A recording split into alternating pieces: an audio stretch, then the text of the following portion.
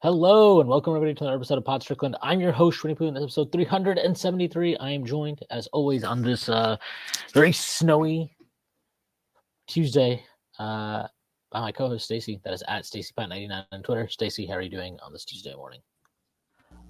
Still pretty upset about the Knicks getting hosed yesterday, and buried in almost a foot of snow, I think, right now. So yeah. Yeah, quite a bit of snow. But anyway, we're not here to talk about snow or the weather. We're going to talk about basketball. But before we get started, I do have to make a few announcements. The first being that Strickland has Instagram. Check that out. That is at the Strict Outland Instagram. We are posting all kinds of new content on there. The Strickland also has a YouTube channel where you may be watching this podcast. If you are not done so already, please hit like, subscribe to the channel, leave us a comment. That'd be a huge help to us. The Strickland also has merchandise, which you can find on our website at www.thestrict.land. Again, there's a link that'll take you to the merchandise store from there. You can find all kinds of cool stuff on there. T-shirts, sweatshirts, hats, coffee mugs, water bottles, you name it, we've got it. And finally, the Strickland also has a Patreon, which you can subscribe to. There are a number of different tiers. There's a $6 tier that gets you access to Pod Strickland, the podcast that I host every Friday with Prez. You also got access to Takes from Obvious Bozos, our newest podcast that is hosted by Andrew Steele, a.k.a. Doug, along with Zach Blatter. And you also get access to the Strickland Discord where the conversation never stops. So there are further tiers. There's a $9 tier that gets you access to Strickland Roll, my solo pod, where I rant and rave about the Knicks even more. You also get access to wonderful premium articles by Matthew Moreno, one of the best in the business. And now you also get access to Strictly NFL, our NFL podcast that is hosted by Constantine Metricos and Jeffrey Rasmussen. There are further tiers. There's a $15 tier, $30 tier, $50 tier, and $100 tier. Those come with a variety of additional benefits, like listening on pod recordings, merchandise discounts, and even potentially co-hosting a podcast alongside yours for one day, whether you choose to subscribe or not. That's really possible without you. And that's possible without BetOnline. BetOnline continues to be your number one source for all your basketball wagering needs, including pro and college hoops throughout the year. With up-to-the-minute odds, stats, and trends, you can follow your favorite team's path to the playoffs with in-game live betting, contests, and all the best player props. Experience the world's best wagering platform anytime from your desktop or your mobile devices. Head to BetOnline today to become part of the team. Remember to use promo code BELIEVE, BLEAV, to receive your 50% welcome bonus on your first deposit. BetOnline, where the game starts. Look, I talked about the officiating plenty on the post game last night, and I there's really no other way. There's no other way to really start this, I guess, other than saying that was one of the worst officiated games I've ever seen in my life. I don't know. What are your thoughts, I guess, just on the entirety of the game and maybe just the ending, if you want to, the ending call, which was atrocious, obviously, which cost the game, which cost the next game very directly, giving Aaron Brooks free throws right at or Aaron Holiday, sorry, geez, Aaron Brooks is actually a coach for the Knicks. Aaron Holiday, the best Holiday brother, he got to the line at the end of the game on a really, really bad call. So I don't know. What were your thoughts? I've seen missed calls like that. I've never seen a call like that. Just that flimsy. Also, is clearly a heave. I mean, he looked like Carlton Banks throwing the prayer at in the Fresh Prince episode. But even before that, there were missed travels on Şengün.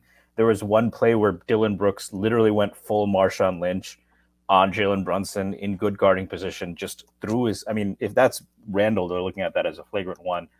33 free throws to 12. We've talked about it. It was just very imbalanced. You could tell. I mean, I think part of the in the post game, you heard both Brunson and Thibs give very passive aggressive or like I think Brunson said 4 times, great call, next question, right? He was clearly upset. I wonder if they knew that there's going to be some kind of maybe even Leon or one of the representatives told them don't say anything, we'll handle it. But very poorly officiated game. Give the Knicks credit for fighting through adversity. I think you mentioned this on the strict cord, but beyond actually the free throws and all that, the Knicks were already depleted. They really only had 2 bigs in Hartenstein and Precious and Sims. By the way, Precious had an awesome game, I thought, particularly down the stretch. And so, foul trouble just compounded that. And to top it all off, the Knicks had another very crucial injury. Hamstrings are really tough. Really hope DiVincenzo isn't out too long. And this is a team that just desperately needs to get to the All-Star break. Yeah, there's really nothing else to say to that. And yeah, I mean, look, I just think that if you're going to call, Thibs actually said this in his post game, and this is what I agree with. It doesn't matter how you're going to call it. Are you going to call it tight? You're going to call it loose? Doesn't matter, right? Either way, it's fine as long as you apply it consistently. And that game was not that. Like, it was not. And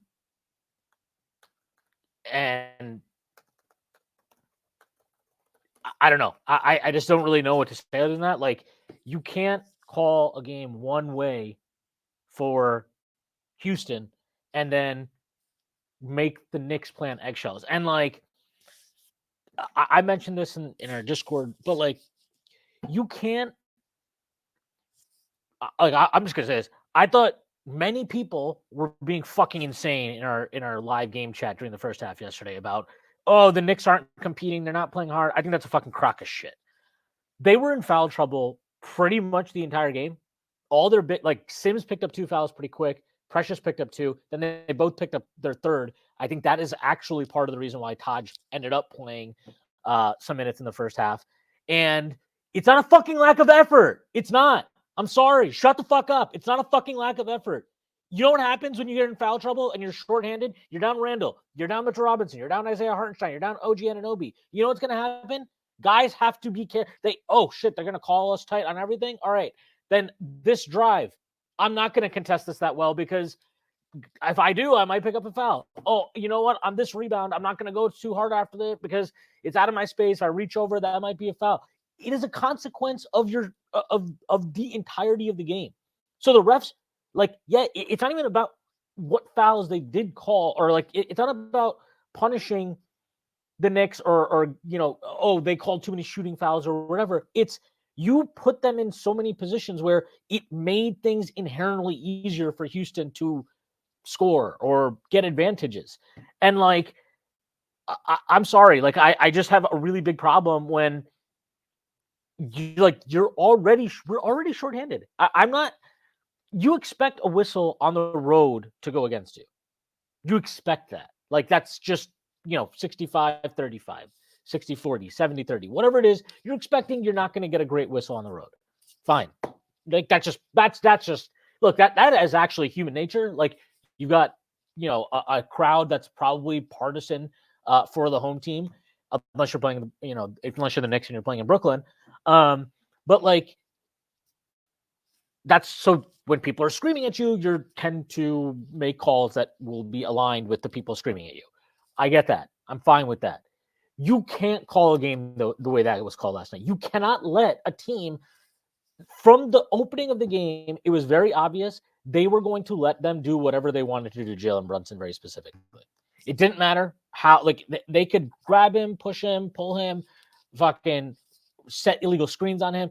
The amount of times they set illegal screens on him yesterday that were not called, and these are not just the ones of, Brunson is the master of drawing these offensive fouls on screens for moving screens. Not just those, ones where he actually was trying to get over the screen. They wouldn't even call that. And it was just ridiculous. And it's ridiculous when it's you're rewarding Dylan fucking Brooks. Seriously? That's what we're doing here. We're rewarding Dylan fucking Brooks. The no call on, or they even called him for a foul on, I think it was it DiVincenzo that made the three. Brunson went up for the rebound and Brooks kind of just shoved him in the back. They called a foul on that. That should have been a tech because he's clearly taunting Brunson afterwards, and that should have been a review for a flagrant. That's an elite. You're pushing a guy in the back from his blind side, literally lowered his entire. And the refs have said we take into account player reputations. They have been open about that. They do that with Draymond. If anyone has a reputation, it's this guy, right? So, yeah, it's stupid. But I mean, it. Go ahead. I mean, that happens. I think. I'm sure people would call me the guy who cried wolf on the refs, but you could see. I mean, Ben Stiller was still tweeting about it this morning, right? And then I think it was really pouring gasoline on the flame when Ed Malloy after the game said, actually we shouldn't have called a foul there, right before the last 2-minute report. I don't think that did much to appease anyone. Personally, I think I wish they would just play in overtime. Although I don't know if you're supposed to take the ball first or not. But you know, leaving that aside, going back to the game, I definitely agree with you that it wasn't an effort. I think a lot of it is just for me, like, I don't believe I criticized the Knicks' effort at all. It's just very frustrating, I think, right now to see just how. I think the Knicks have been good for a few years, but after that OG trade, they were straight up dominant. They were blowing teams out. Without Hartenstein to do what they did to the Nuggets was eye opening. What they did to Philly, eye opening.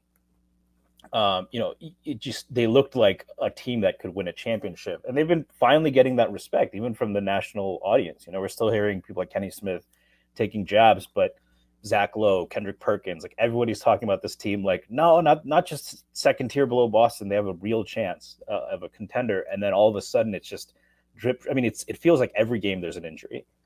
Going back to that, I know you haven't really been a minutes police person. I have thought for the most part, I wouldn't put a lot of these, like the Randall thing was a freak injury. OG was being overused, but they didn't really have too many options at that point. And he is a guy who's had injury issues in the past. Hartenstein was clearly overused again. With Mitch out, he had to shoulder heavier load. So I didn't know that Thibs had too many other options. Last night, I think, was a little bit worse because he could have played Deuce McBride, who was big enough to guard at the two spot, and DiVincenzo played 41 out of 43 minutes. That's the first one I would think about putting on Thibs. And I think what sucks is it almost has this cascading effect because you lose one guy, someone else has to play more. You lose another guy, then another guy has to play more, and then it keeps cascading, right? Because overuse leads to injury, which leads to more overuse. And again, I'm not putting it all on Thibs. Do you think that it's fair though? There is a lot of criticism right now of Thibs' minutes. I think as it pertains to Dante, I think it is warranted. Curious to your thoughts there. I thought yesterday was really stupid. Just in terms of minutes, rotations, whatever. I really never want to hear again about how much he likes Deuce McBride. He clearly doesn't. He doesn't think he's good. Like, I don't know what else to say. It's pretty obvious that he doesn't view him as a valuable player at all. He views him like Frank, basically. Like, which just whatever. Like, I mean, that's his evaluation of Deuce McBride. He doesn't trust him. That's what it is. Like, I just don't want to hear anymore about how much he likes Deuce McBride because it's not true. He played him 5 minutes last night or whatever it was in the first half, and that was it, 4 minutes. Then he put him in for the last possession of the game for a situational defensive stop. That was it. He didn't play a single second in the second half. That's multiple times he's done that with him. He's like Alec Burks is already now the backup point guard and fully empowered to do Alec Burks things, which, okay, again, that's his call. I don't. It's not unreasonable to prefer Burks in that role to Deuce, considering both of them have limitations as far as ball handling and dribble penetration and general shot. I mean, and Burks is a better shot creator, at least for himself, than Deuce is. So, again, okay, fine. But, like, you can't play – like, you can't do what he did yesterday. You can't have – a starting five play an entire quarter, like play the entire third quarter, which again, as I said on the live stream after the game last night, I would love for somebody to tell me the last time that's happened in the NBA. Does that even happen in the playoffs?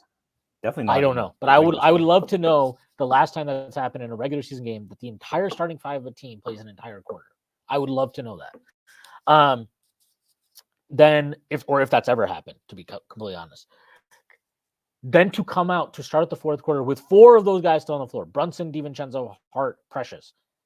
And then you have DiVincenzo pick up something with his hamstring. Hopefully it's not severe. Hopefully it was just a precaution. We don't know anything yet. So let's see.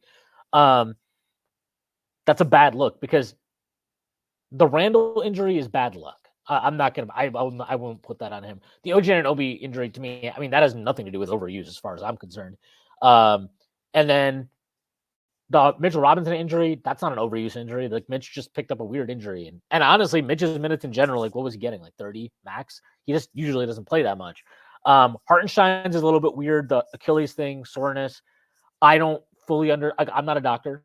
I know that you might be surprised by that since I'm Indian, but I am not a doctor.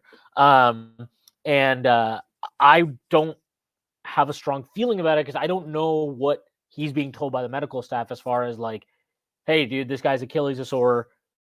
Here's what we recommend. This is what you should do. Blah blah blah.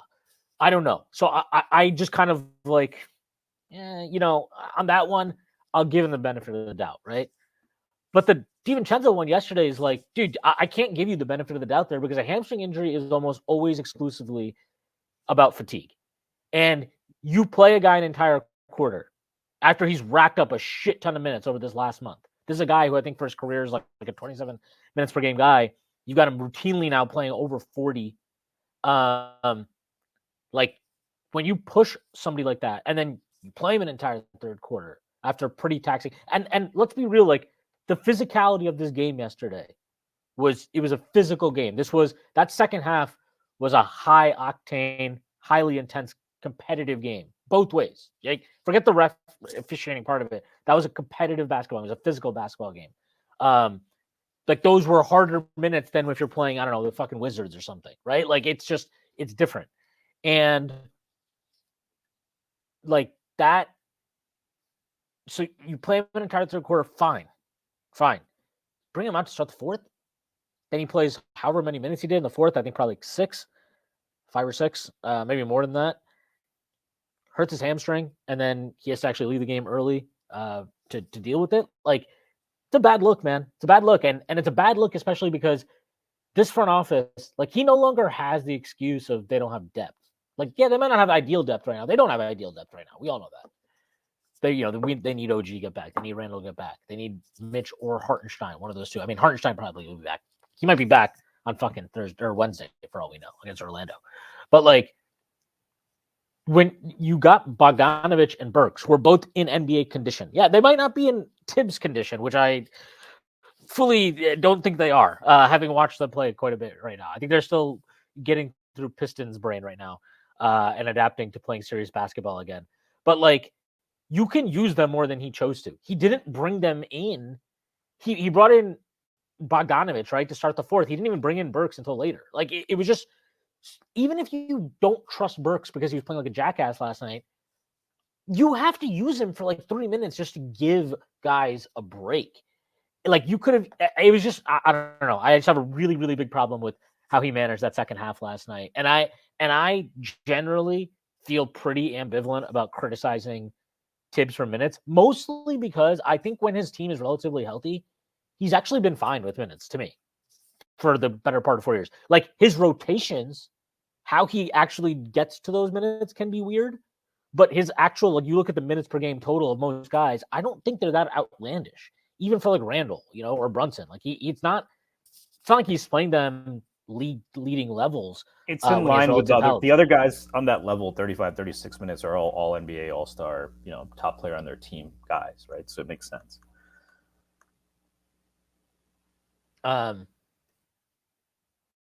Yeah. So I just yeah, it's kind of nuts.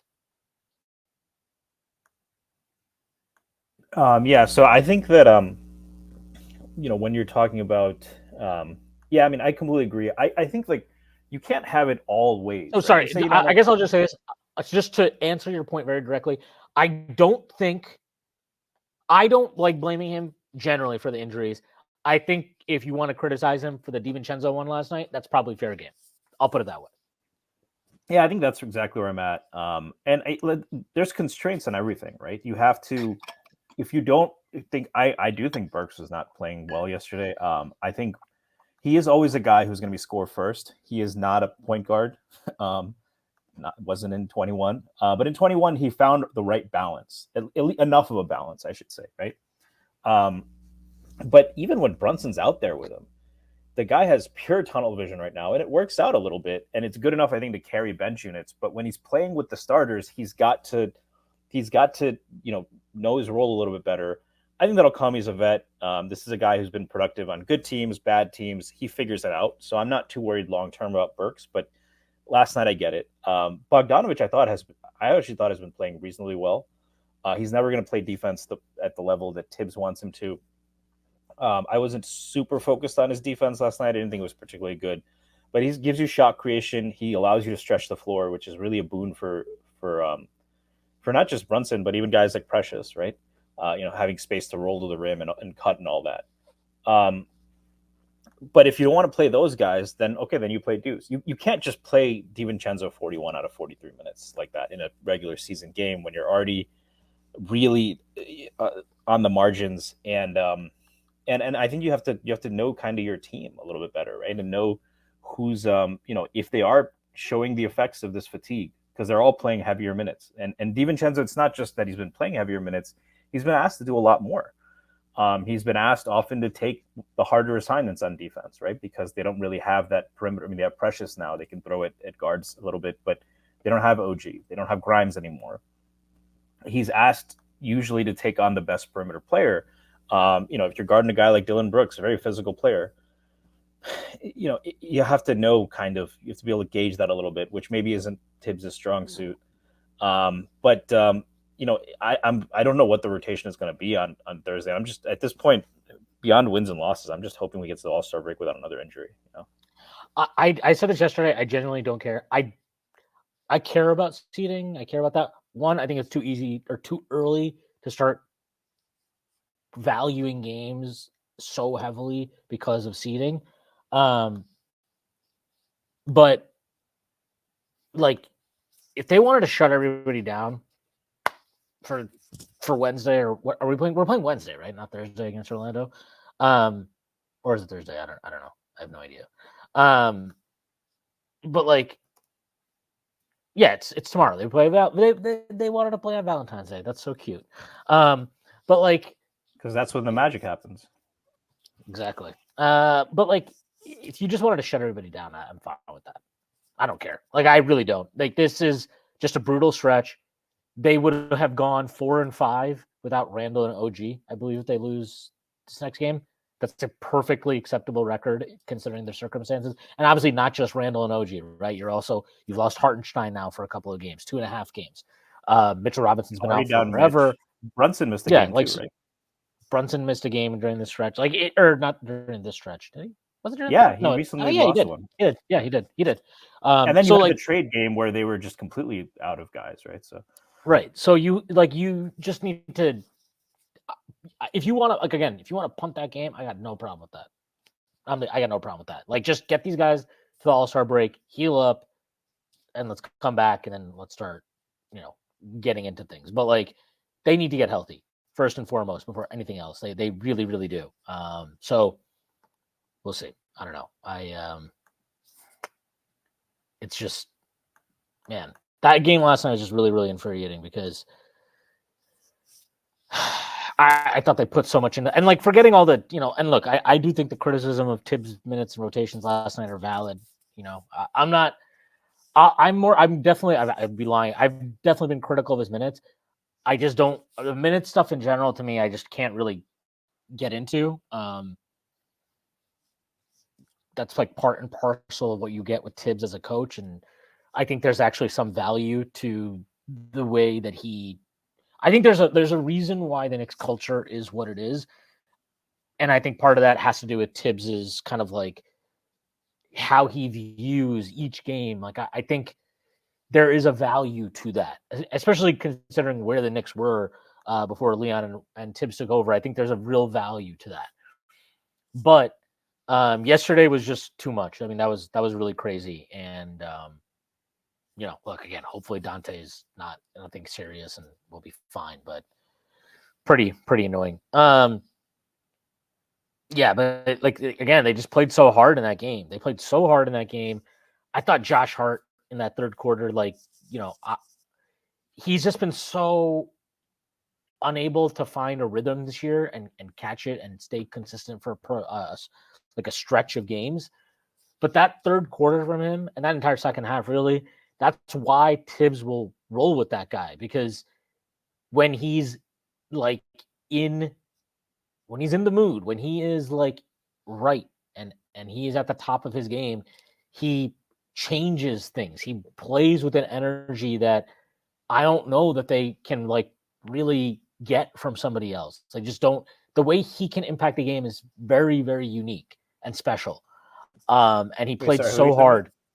Josh Hart. And he played so hard in that third and fourth quarter yesterday. He was awesome. And he deserves to get credit for it because I criticized him yesterday in the first half when he was just refusing to shoot the ball. It's like, you got to shoot the ball. I mean, that's the bare minimum. Is when you're open, shoot the fucking three. That's all I ask. I don't need him to shoot a great percentage, but I do need him to fucking shoot the ball and not, record scratch possessions as he's been doing so consistently lately. So yesterday, seeing him play the way he did was really, really good. And then obviously I think Precious was great last night. He was awesome throughout this game. And I said some wild things about him during the post game yesterday, but like, he's playing at such a high level. I don't know. He looks like a real find for them right now. They got to, we'll see. Like there's still however many games after the All-Star break. I think they'll be 27. So they just got 28 more left in the year. We'll see how things shake out. But like, as it stands, he's still only 24, so he's entering his prime. The point you made with other players they've targeted, right? So yeah. So like, this guy is, the way he's playing right now is really, really special. And to get that as like the throw-in the OG trade is pretty crazy. He had so many eye-popping defensive plays yesterday. Like that, it sucks that they call that foul on Brunson, but that last possession on Jalen Green, it was awesome. Like he has to actually shade over before the inbounds comes in because they got switched, and so Burks ended up on Şengün. So he had to shade over to prevent the inbounds going to Şengün.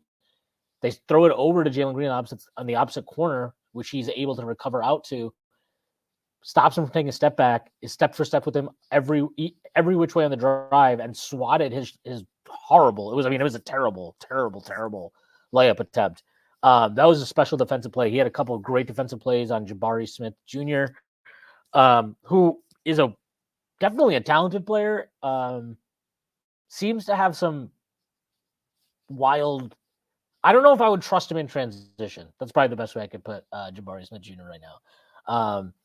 But like, yeah, I thought Precious did a great job on him. I thought Precious did a great job on Şengün down the stretch in the fourth quarter. There were a couple that should have been flat out travel calls that were not called on Şengün.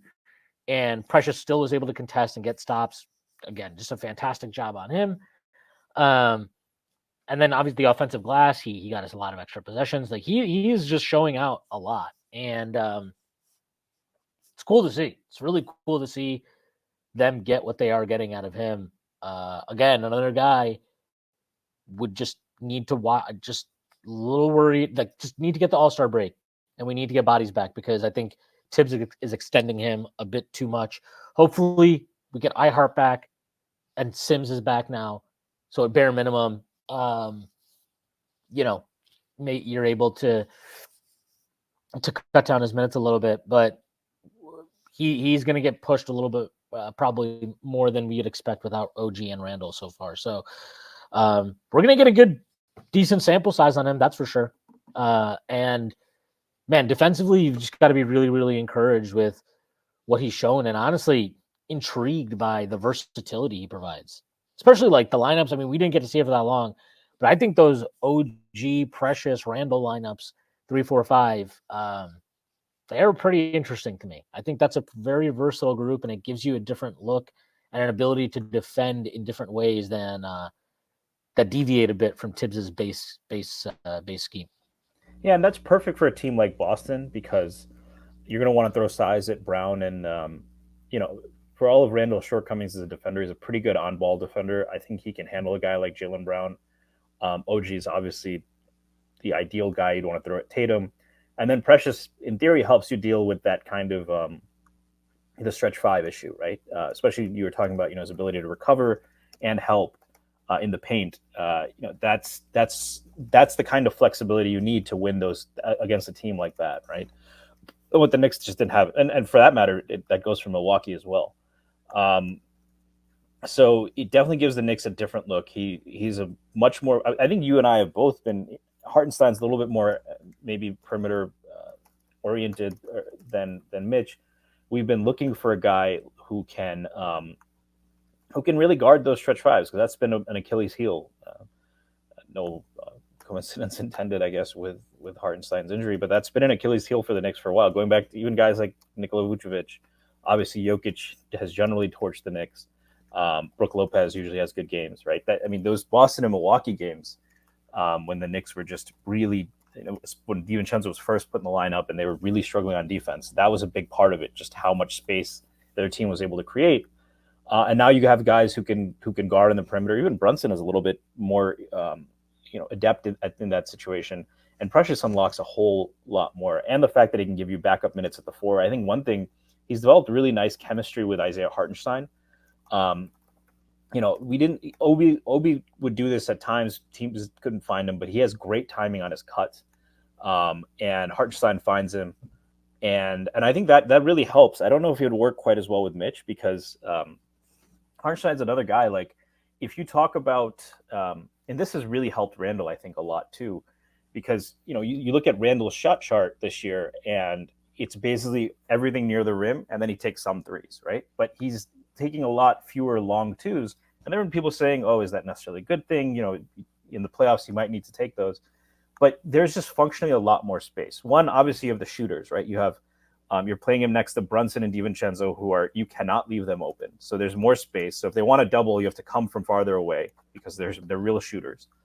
And then if the center wants to double, Hartenstein, it's a big difference. He's not really a shooter, but he has a little push shot. And more importantly, he's always moving. And if you give him the ball 10 feet from the hoop and he's open, he doesn't necessarily need to shoot it. He has the ability to take a couple of dribbles. And then once he gets position, even if it's a big, he has the kind of, not really post moves, but he can finish.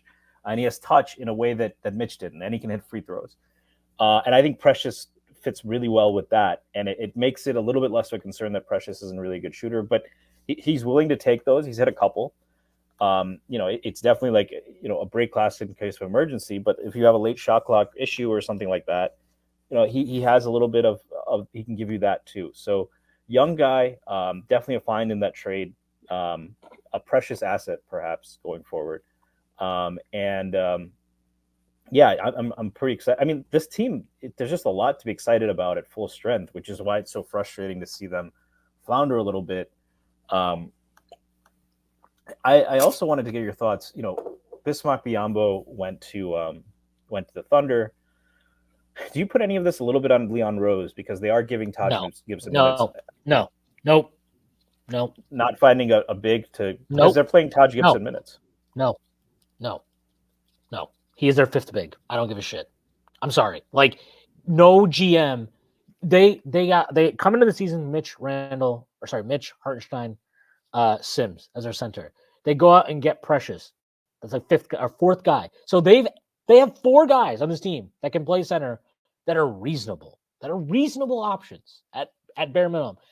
You want me to hold Leon Rose accountable because he didn't get a 5th? Get fucking bullshit. Get the fuck out of here. No way. And I'm not talking, like, I know you're not necessarily saying that, but anybody that is saying that, that's fucking horse shit. Get the fuck out of my face. And you also have to assume Bismack Biyombo, does he want to be what, like, these guys, like, Taj knows that as soon as Hartenstein is back and Sims is back, he's done. He's not playing. He's out of there, which is fine. He is okay with that, right? Because he understands I'm at the end of my career and I'm just I think almost effectively he's like doing Tom Thibodeau a solid, right? Where Tom's like, hey, look, I just need you for a little bit right now. He's doing them a solid. He wouldn't even be playing under normal circumstances. He'd just be a good pro, good vet, sitting on the bench, good practice player, whatever. Doesn't rock the boat. Bismack Biyombo seems like he wants to play. That's everything. He signed with. Sorry, I totally blanked out. He signed with the Thunder. After he signed with Memphis. Was that last season? And then to start this season that he was on Memphis. Like teams that were shorthanded in the front court where he knew he would get minutes. He's not going to get minutes here after a certain point. Like at best, because of how Precious has played, you would say he has a chance to take Sims's minutes, which is not that much. And once Randall is back, once OG is back, whatever, those minutes are gone. And once Mitch is back, right? Like all those minutes are gone. So I think it's a bit ridiculous, honestly, to be bitching that, why isn't he signing? Who should he sign? Forget. Okay, let's say Bismack Biyombo was like, I never want to play for the New York Knicks. Fuck New York. I'm never playing there. Okay. Who was this other big that he was supposed to sign that we're all upset that he hasn't signed? I would love to know who these options are. I wouldn't be too upset about it, but has Robin Lopez signed anywhere? Is Robin Lopez good? He wasn't getting minutes for the Bucks, Gibson, and their probably bench. Is he? I don't know. He wasn't even getting minutes on the fucking Bucks this season, and their depth is atrocious. And he couldn't even get minutes for them. Has anybody even signed him yet? Nobody signed Robin Lopez, right? So maybe he just fucking sucks. Or maybe he just sucks. Maybe he's cooked. Maybe just like Taj. How old is Robin Lopez now? How old is he? Let's see. Robin Lopez is 35 years old. He's 35 years old. Taj Gibson is 38 years old. I'm sorry. I think neither of these options is good. I don't think either of these options is good. And if you want to go with the guy that's perfectly reasonable. I don't care. I'm never going to care that they didn't sign Robin fucking Lopez to a 10-day contract instead of Taj Gibson. Yeah, no, that's fair. Do you have any thoughts on how they should use maybe the next two roster spots? They have two open roster spots now, so obviously for depth, it'd be good to get someone in there. They can't bring back obviously Arcidiacono. I mean, the roster spots they have includes Jacob Toppin, right? So even without that, I don't know if you bring up a G League guy or what, but do you have do you think? I don't think Lowry's going to come. I would imagine he's going to go back to Philly, but. I'm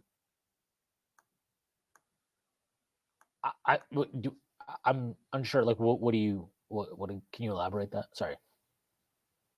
Yeah, the Knicks have two open roster spots. There's guys that are going to be available on the buyout market. Someone brought up Killian Hayes yesterday. I don't really have much interest in that. But do you think there's someone they can target on the buyout market? Chris Paul isn't getting bought out. Just to fill out the roster because they're clearly. So you've given up on your pre-draft ranking on Killian Hayes. Wow. Didn't you have him number one? Maybe. I think you wrote a piece on PNT. I mean, we were all pretty high on him. That's why. I didn't know. I didn't write anything. I didn't write anything about Killian Hayes, but I was really high on him. But look, if you can't shoot, you can't shoot, and it was. I don't know how you could have predicted he wouldn't shoot coming into the league, but it doesn't matter at this point. He has proven he cannot shoot. He has proven this without a shadow of a doubt. He is like the worst shooter in the league after 4 seasons, and he's gotten plenty of minutes. I don't think he'll wash out of the league because high lateral picks usually get a chance of redemption, and he is good defensively. So I think he'll get a look somewhere else. I personally don't have any interest in him in New York. I don't know, man. I can't get excited about the buyout market, mostly because I don't think the Knicks just need to get healthy. To your point, it's not that complicated. They just need to get healthy, and until that happens, the rest of this shit it kind of doesn't matter. It's just what it is. So I don't know. I guess where I fall on it is I wouldn't mind somebody like Gallinari. I wouldn't mind that just because I think if there is one person in this buyout market that I've seen that I kind of am maybe if you put the right defensive personnel around him, he could be useful situationally. Gallinari feels like that's possible. It might not be. Just to be very clear, he might be he might be totally cooked. He's had a lot of injuries. He's older, whatever. That's probably the one guy that I'm maybe. But aside from that, I don't know. I just can't really. Dylan Wright would probably be the other one. I think he's still a pretty decent athlete. He's a good defender at the guard position. He's always been a good defender there. That can be useful situationally. So that's and I do think just having if he doesn't trust Deuce, he doesn't trust Deuce, right? So if you want somebody with some decent point guard experience that's out there, at least to bring in some more internal competition, that's probably the guy. Those two would be the two that I would be interested in.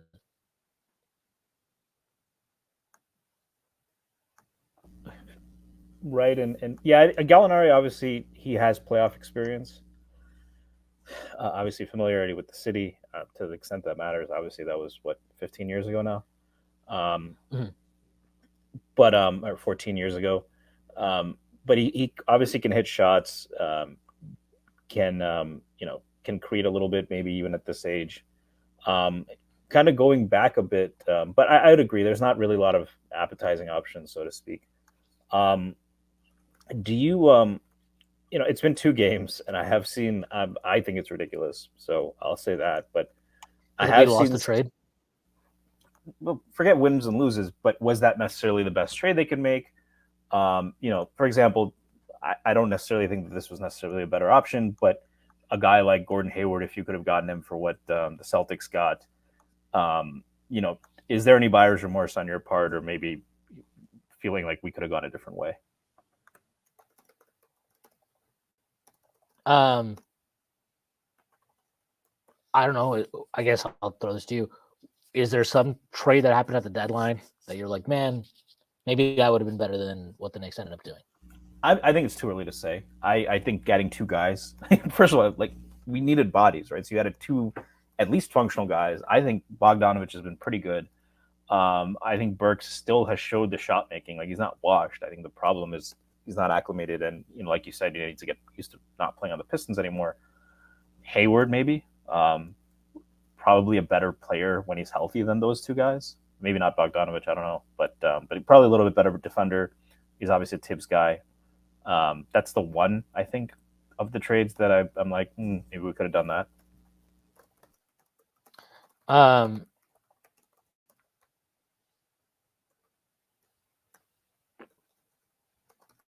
I just don't really care about Gordon Hayward.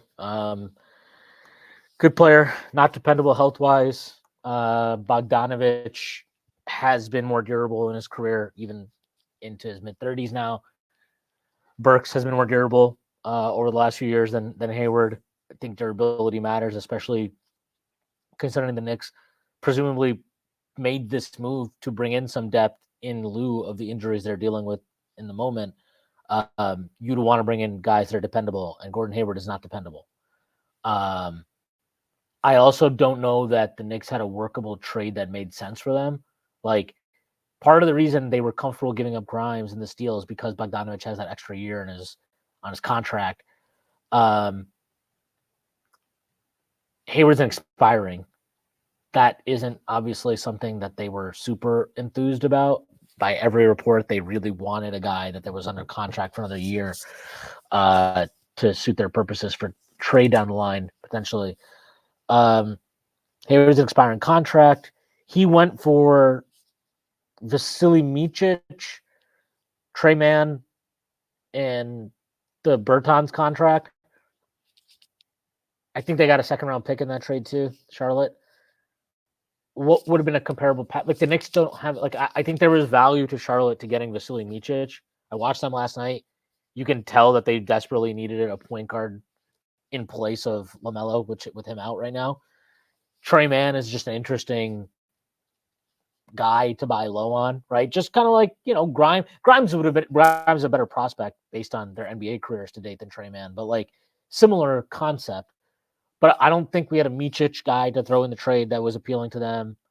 And considering the draft compensation is comparable, second round pick, that's what we gave up to Detroit in the trade also. Or a couple of second round picks. I don't think the Hayward thing was better. I think the Knicks had a strong preference, and I kind of agree with them. I prefer the Bogdanovich and Burks move to Hayward. Yeah, no, and I think getting 2 guys, like I said, helps as well. Um, looking ahead, let's say, let's say, I mean, at this point, given how well Cleveland is playing, I know you said you don't care that much about seeding, given the priorities, right? How big a difference do you think it is? One, I think a lot of people made. I think it's a good point, right? That you have to play Boston at some point if our goal is to really get to the finals. If you think this is a serious team, just getting to the ECF, just to say we got to the ECF but lost to Boston, isn't that much more meaningful than to say we lost to them in the second round, right? But I think there is some value psychologically, probably for some of the players and all of that, that, we made it further than last year, at least, right? So I still would like to avoid. But the other part of it is, given how well Cleveland is playing, do you think there's a huge difference? And I know we have we beat them last year. If Mitch is back, they still have to deal with him, and they did not do a good job last year. Brunson is even better. They have more shooters now, but now the Knicks actually have OG Anunoby to throw at Mitchell, so you probably don't have to help as much as the Knicks did last year off of the non-shooters. But I'm curious, do you think it's a big difference between playing Boston and Cleveland at this point in the second round? Because Cleveland's pretty tough. I think Boston is still at a higher level. I also think that they're a tougher matchup for the Knicks because of some of Thibs's some of the things that he's married to as a coach. I think Boston presents stuff that's trickier for to match up against. But I mean, I don't know. Like, look, Cleveland's really good. I'm not trying to take away anything from them, and I think they're a legitimate threat in the East. But their run that they've been on recently, and they lost last night to an undermanned Philly team. This run they've been on recently, like, they've played a lot of bad teams, and you can only beat who's in front of you. I'm not gonna, like I said, I do think they're a threat in the East, and they are definitely better than they were last season. That much is for sure. But like, I still don't put them at the level of Boston. I mean, they still don't have anybody that's in their rotation that's been in like a conference finals, right? Cleveland. I don't think anybody in that rotation has been in that. Oh, I guess Strus. Strus has. But aside from Strus, Mitchell make it in the bubble? No, it was Portland, right? No. Yeah. He lost in the first round. He lost in the first round in the bubble. He blew a 3-1 lead in the bubble. Yeah, I don't know. I would rather play Cleveland still pretty strongly because I still think when we're physically, like, when we're full health, I think we're still a really bad matchup for them. I don't think they can score on us consistently. And I still trust our front court to push them around, bully them, however you want to put it. Like, I'm not that worried about that element of it. Maybe Mitchell is just going to be, maybe he's figured it out and he's going to dominate the playoffs. I don't know. Well, he's also, I think he's better equipped to handle Brunson, at least on defense, than he was. Like, I do think there's a big difference between him. I think he's better last year than he was previously. But I don't think they're not going to put him on Brunson. They're not going to put him on Brunson for a whole series. No. Like, it'll be Okoro. And Okoro does a good job on Brunson, but like, the Knicks have more firepower now. It's like, okay, you have DiVincenzo, you have Brunson. Obviously, Randall, when he's back, is a big deal. OG is actually a consistent three-point shooter, which I don't know this. I can't give you a specific value to what he provides, but I think the impact he had when he was healthy on the court, their net rating, all that stuff speaks to how much he was adding to the team. And then defensively, like, we're better this year than we were last season, and we gave them hell last season defensively. And I understand, yeah, you can be like, well, they were playing on 4-on-5. I think that's kind of bullshit, to be honest. Like, I don't think LeVert was treated like a total non-shooter. He played plenty of minutes in that series as the fifth guy. Mobley is still a non-shooter. Like, it's like regular season wise, I have no questions about the Cavs. I think I picked them to finish. I think I picked them to finish second or third in the conference. I don't remember which. But like, Mobley is not a shooter, and he's going to get treated as such in the playoffs. That's going to be a problem. And that was a bigger problem to me than any of the stuff that had to do with like, none of their threes are good. Like, sure. But the biggest problem to me was that Mobley Allen front court. And as good as those guys are, and as good as Allen has been, especially honestly without Mobley, which says something to me, I just don't really worry about them. Like, I think that is a good matchup. And that's not to say that I don't think they're incapable of beating the Knicks. I just would feel pretty good about the Knicks' chances going into a series against them. Yeah, I mean, I do worry about being able to score on them still just because their defense is that good. And they're playing at an incredibly high level. I think OG is going to have his hands full with Mitchell. I think he's a very talented player. I think he's seeing the floor better. It'll be interesting to see if they put Garland off ball even more once he's back. So, I mean, I guess the question is, how low do you think, let's say DiVincenzo's out a month. Let's say, after the reevaluation, it's another month for Randall. It's a month maybe for OG. I mean, maybe OG comes back after the All-Star break. I don't know what the prognosis is. How low do you think the Knicks can fall? And are you like at this point a little bit worried about that? I'm not that worried about it. They'll be fine.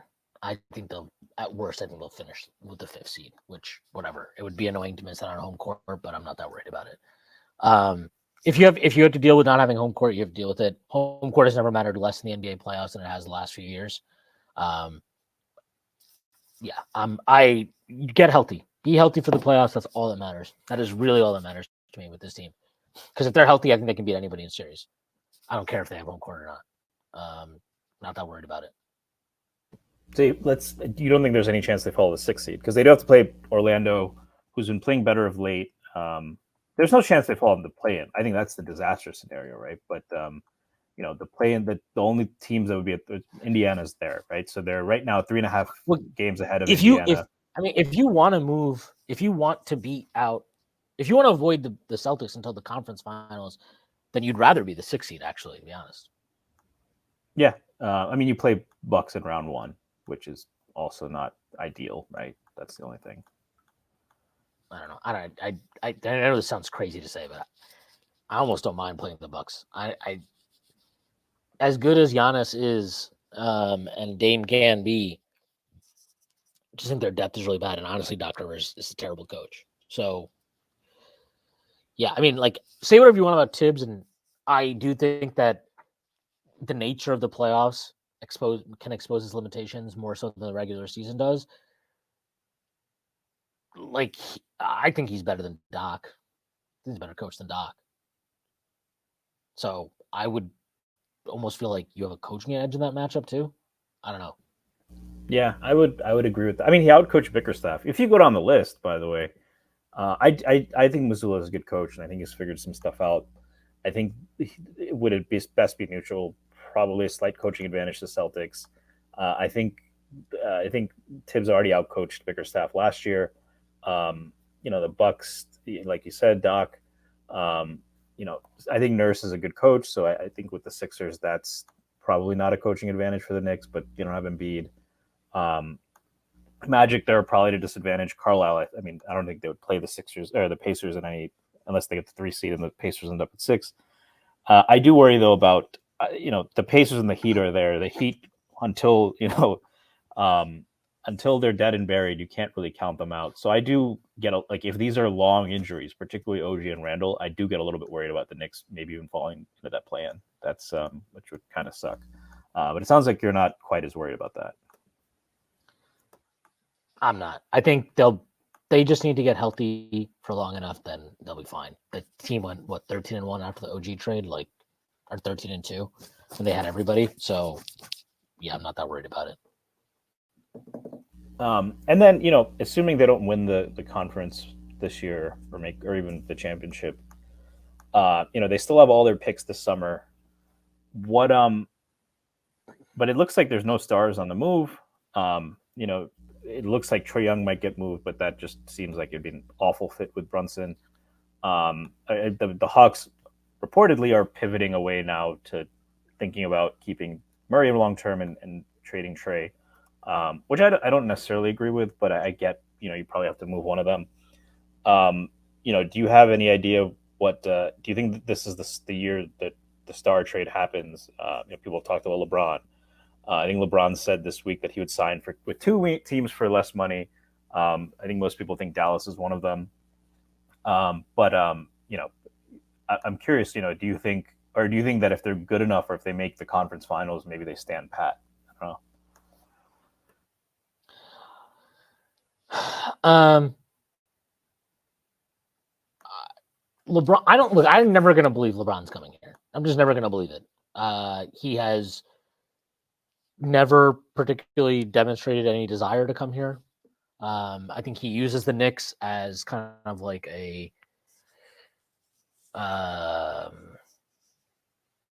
struggling for the term here, but it's almost like a distraction. Like, oh, I'll totally go there. I'll totally go there if you don't do the things I want you to do. But I don't think he wants to come here. I don't think he wants this. I don't think he wants to be here at the end of his career. He's got his entire family in LA. They're building, obviously, he's building some huge mansion over there. That is nearly complete. I think he just wants to put pressure on the Lakers to make trades. And all the indication, all of the reporting from out of LA is that they didn't make any trade at the deadline because they didn't see anything that was worthwhile. And they think they'd have a stronger package in the summer where they can trade up to 3 first-round picks. Their pick this year, their pick in 2029, and their pick in 2031. By the way, crazy that we're talking about 2031 picks and trades. So like I think that's what he is trying to put pressure on them to do, just to make moves and to be willing to put all those picks on the table. I don't think he wants to leave LA. He wants to be in with the Lakers. I think he wants to stay out there, and I don't find any reason to entertain LeBron to New York as a serious thing until that point. I think he likes to have that out there. I do think he likes the attention that he gets from when he is linked to New York. We know that LeBron likes attention, and I think that's part of it for him. So, yeah, I mean, that's just what I think. Maybe I could be wrong. Certainly wouldn't be the first time, but I will believe LeBron is going to be on the Knicks when he is on the Knicks. Until that point, I don't really entertain it. And I think whether the Knicks believe there's a chance or not, they have not sold themselves out to make themselves appealing to LeBron. They obviously have options. If LeBron wants to come, great. We can figure something out. If he doesn't, also great. We have other options moving forward. That's really they can draft Bronny. That's a way to make them appealing. They can draft Bronny, which is, again, they have that option. Based on what I've heard and what little and extremely little I've seen of him, drafting Bronny James might be or what the kids call a reach. Doesn't seem like I liked him before the season, but he's not. He's a solid. I think he'll be an NBA player, but probably not ready yet, right? Yeah, well, not if you ask LeBron, he apparently can start for the Lakers, so got that going for him. Yeah, I don't know. It's just, again, just to go back to this game though, it's like it's just frustrating to lose a game like that because honestly, because of everything, right? Because you're like, if Thibs is going to play guys minutes like that, you really want to win that game. It hurts to not win a game like that when he's playing guys that aggressively. So I don't know. The minute stuff yesterday just kills me. Again, I will hopefully genuinely it's like nothing is a long-term issue from that game last night. But it was tough. It was definitely a tough one to swallow. And then obviously the officiating is really the toughest part, right? By the way, I want to ask you this question. I have Seth Partnow. He responded to me, friend of the pod, on one of the things I tweeted about. That charge call on Brunson I thought was ridiculous, or the blocking call on Brunson. He was like, he's not in a legal guarding position, which I guess maybe by the letter of the law is true. I don't even think that's true, though. Like, you're allowed to be moving if you are squared up, and the defender is not allowed to just lower his shoulder into your chest and knock you off. And to my knowledge, the way I look at that play, at least, it looks to me like Brunson takes that square in his chest. So to me, that is by the rules, that is at least by the rules, it's at least a no call. And probably should be a charge. That's how I interpret that. And I also just want to say, like, Stacy, do you ever drive like 5 miles over the speed limit? Yeah. How often have you been pulled over for driving 5 miles over the speed limit? Never. I don't even think I've ever been pulled over for driving 10 over. Yeah. So are you saying that sometimes authority figures can use common sense in application of rules? You would think, yeah. That's where I stand on that. Like, you can tell me the letter of the law bullshit all you want. If you call that, like, first of all, if you were playing pickup, Brunson would not be allowed to call an offensive foul probably, but no way on earth is Brooks calling a defensive foul and everybody's just like cool with it. Like, that's yeah. You would get fucking punched in the face if you call that as a defensive foul in pickup. And sometimes that's as simple as the logic needs to be. So wait, the logic, right? The letter of the law is that because he was moving, he wasn't technically in legal guarding position. Because I don't even know if I he's buy not that. established. I don't agree with that either. I think it's But you bullshit. still can't extend. I don't. He didn't extend, but he like trucked him, right? So yeah. That's pretty. I just like and also I'm just like, dude. He even said, like, he responded to me and he was like, "Look, I agree with how you would want it to be called, but like that's not." I'm like, if you agree, then can we not do the like? Well, technically, actually, like, can we not do that? Like, can we not do the thing where we're like, technically, that's not a crime, like, or technically, like, yeah, okay, like, yeah, technically, a lot of things, but come on, like, nobody watching that game. If you're watching that game, when they called that in your head, when they blew the whistle, were you not like, great charge? Like, yeah, great play by Brunson to take that charge. That's what you're thinking, right? And then when you see him do the fucking stupid ass block call, you lose it. And the thing that drove me nuts is he can't see Brunson on the play. He is behind Dylan Brooks. He has no vision on Brunson at all. There's no way he is the guy that can make a call on that play. It either has to be the baseline ref, which was Ed Malloy, or whoever the third guy in the crew was on the opposite sideline. Those are the only two guys who have any chance of having an angle to make that call. And for him to call that is a joke. It really is a joke. Yeah, and going by the refs' explanations as well. Yeah, I mean, I don't even know if I buy Seth's argument really, because even if you're in legal guarding position, like the offensive player cannot initiate contact. Like, I mean, they can. You see that all the time, but like it was clearly like Did Brooks extend his arm? If he extends his arm, it's over. I forget. Like I know it was mostly a shoulder blow, but if he extends, like how many times have we seen that called on Randall? Right? It's infuriating when Randall does it, like because he really doesn't need to. But we've seen that called. And then on another note, like going back to that last play, remember last year when RJ didn't get an and one because it didn't affect the shot? It didn't. You're going to tell me Brunson affected that shot by fouling him when he was chucking it? Like it is kind of like as atrocious as that logic was in that moment. On when he played it was the Raptors, right? Then Scotty Barnes like grabbed his shoulder. Obviously, that affects. First of all, that was insane explanation, but it's kind of you can see it applied elsewhere, kind of like the uncatchable ball rule on PI, right? Like if the receiver doesn't have a chance, they don't call pass interference. And if it's a blatant thing, they'll call holding maybe, but yesterday, like that didn't affect the play, right? So I don't know if the last 2-minute report is out yet, but that was that's going to be one that's talked about for a while. I mean, it was Goebel against the Lakers too. Is it Goebel or Gobble? Goebbels.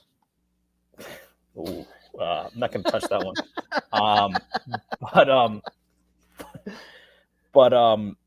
Goebel. It's Goebel. Goebel, he was not very noble. He made the same. I knew you were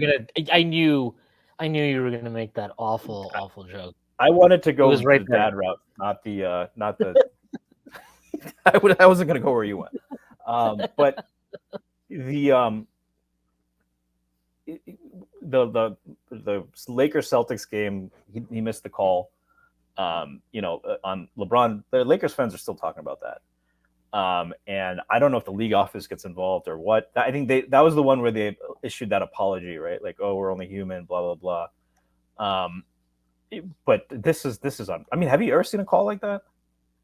A missed call like that? Or yeah, like. I mean, you're talking about the call at the end, right? Yeah. I'm trying to think. I mean, like, I guess one you could say that actually went in the Knicks' favor. I don't know if you remember the 2012-13 season. There was a game we played against Brooklyn. Kid hit a 3 at the very end, and they called an offensive, or they called a defensive foul on it. He kicked his leg out, and Van Gundy was screaming. Yeah, Van Gundy was so mad, but it was obvious. It should have been an offensive foul. He actually missed the free throw, so I guess at least no harm, no foul on that part of it. Don't lie.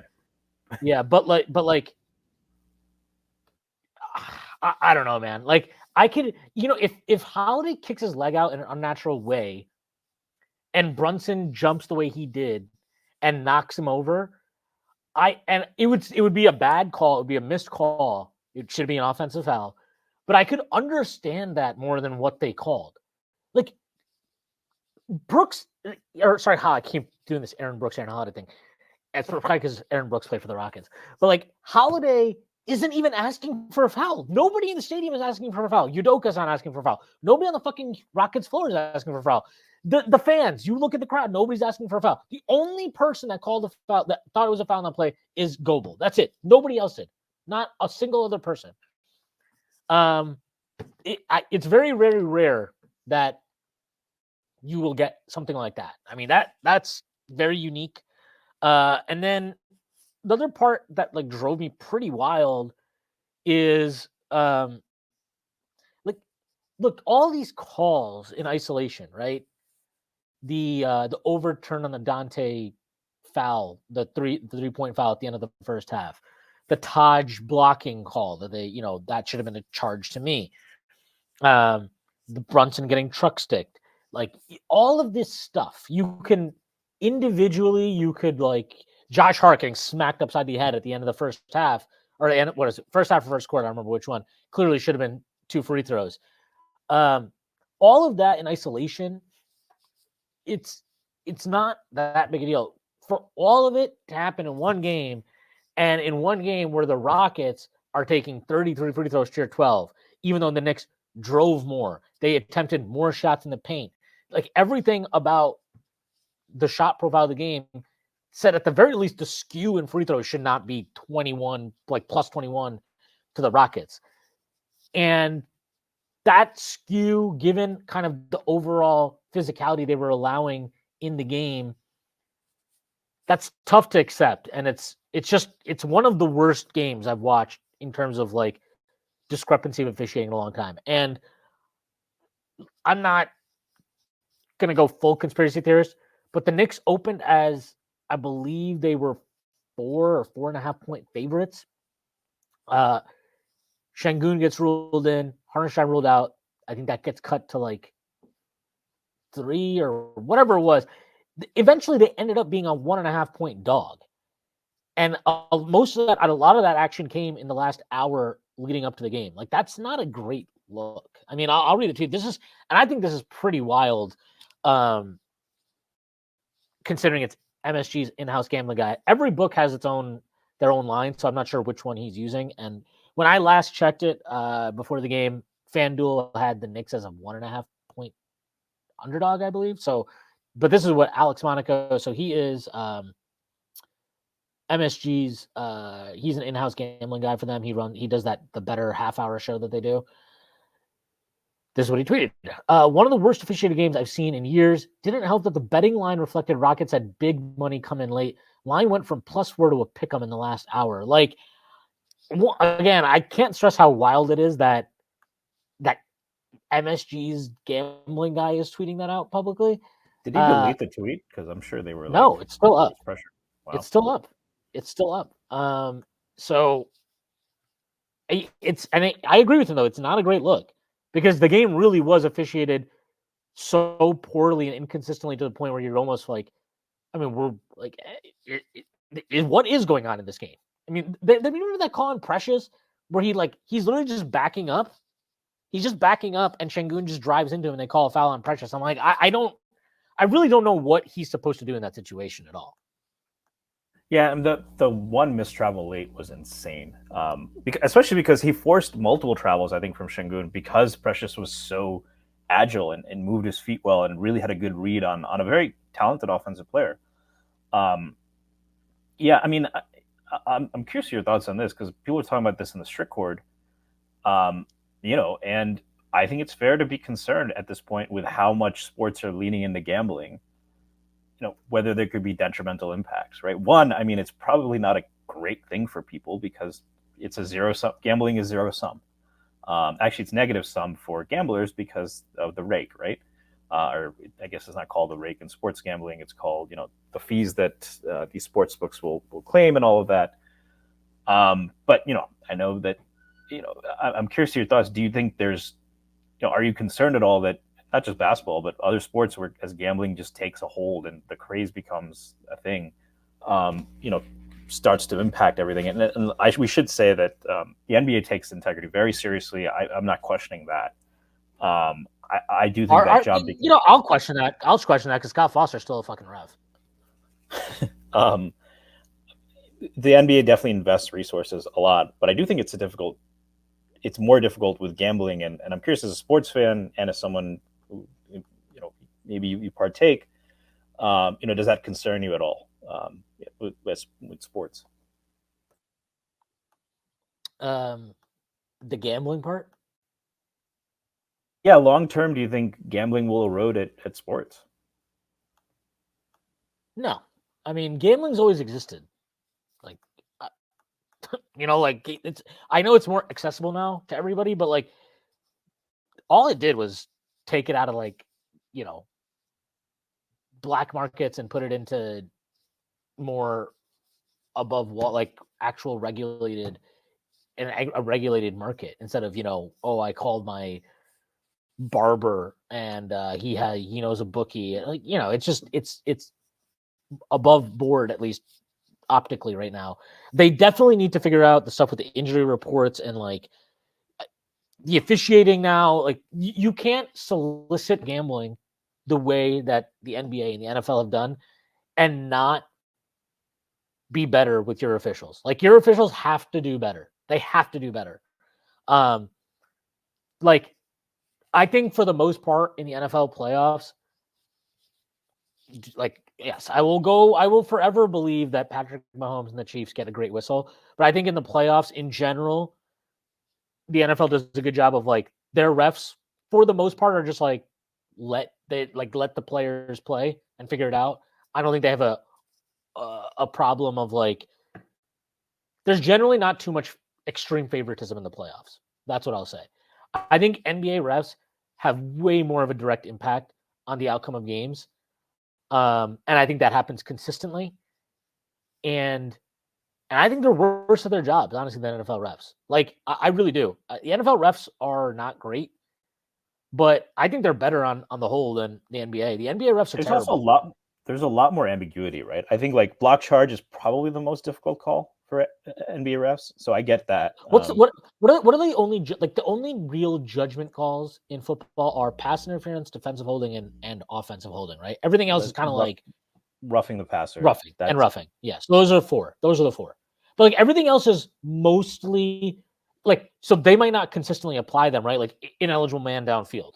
That might not be consistently applied, but there is a letter of the law definition of like, what is an ineligible man downfield? Like what's a pick play? There is actual definitions for this stuff. The NBA, to your point, everything is so subjective and you don't know which, and again, the issue is not that, right? You can deal with this crew tonight's going to call this game tight, whereas the crew we have tomorrow, they're probably going to let a lot of things go. Like, you can deal with inconsistency like that.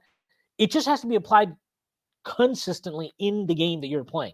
So if you're going to call it tight both ways and call it tight the entire way. That's fine. At least you know what to expect, right? What was infuriating about yesterday's game is you're calling it one way for the Rockets and then you're calling it another way for the Knicks. You are playing at such a disadvantage like that when you're operating like that, I don't know. Like, again, it just felt like the Knicks totally got screwed yesterday. I don't know how anybody could watch that game and think otherwise. They really got fucking screwed yesterday, and it sucked because they put a lot into that game. But to go back to the gambling part of it, like, it's not going anywhere. That's the reality. So the NBA has to clean up everything around it. Like, you've got to have actual repercussions for these refs. When they perform poorly, there needs to be repercussions for that. Whether that maybe that means you demote them down to G League assignments and promote somebody from the G League. Maybe that's what it is. I'd be fine with that. That would, at least now you're creating some type of like actual punishment for when you are subpar at your job. You don't just get to, oh, well, we made a bad call, moving on with their lives now. Like, that's not enough. I'm sorry. Players and coaches and GMs have like real things at stake here for them, like coaches and GMs, right, in terms of employment, players in terms of their next contract. And then when you're soliciting, gambling markets, out of it too, and trying to, bring that money in, you need to be really on top of who is doing a good job of calling games and who's not. And then the other part is, like the injury report stuff at this point is just ludicrous. Like, you have to find a better way to do this, because again, if you're gonna take money to create betting markets, like, there needs to be clarity on that stuff, or there needs to at least be like a very defined thing of, we have to know, like, 3 hours before a game, you got to tell us, is this guy playing or not? Like, this stuff of like game time decision and last minute scratch, and all of a sudden you'll wake up on like a Tuesday, and for no reason at all, the Lakers have decided that Anthony Davis and LeBron James are sitting, even though they're perfectly fine. Like, you can't have that stuff. That needs to be much more transparent, and there needs to be a lot more consistency in how it is. Isn't there an element of games and shit there, though? I mean, Thibs loves to keep people guessing, right? And you could argue that's a competitive advantage, independent of gambling and all that. Right? So, yeah, but Thibs, you also know Thibs is going to play. Like, if guys are healthy, they're going to play. So, yeah. But I'm saying, do you think there really are no true game time decisions? Or like they know for sure 3 hours in advance? If it's a game time decision, it's usually based on your pregame workout, right? Yeah, I believe so. So then just make them do the pregame workout sooner. I don't see the issue there. That should be fine. Yeah, I mean, they might want a little more, every hour maybe counts for recovery time and all that, right? So I do think probably you need more transparency to the league in terms of that. So I definitely agree, and it is an issue. But I mean, I also hope that, I hope they put in safeguards, and, they have all these gambling warnings and all that, but like not.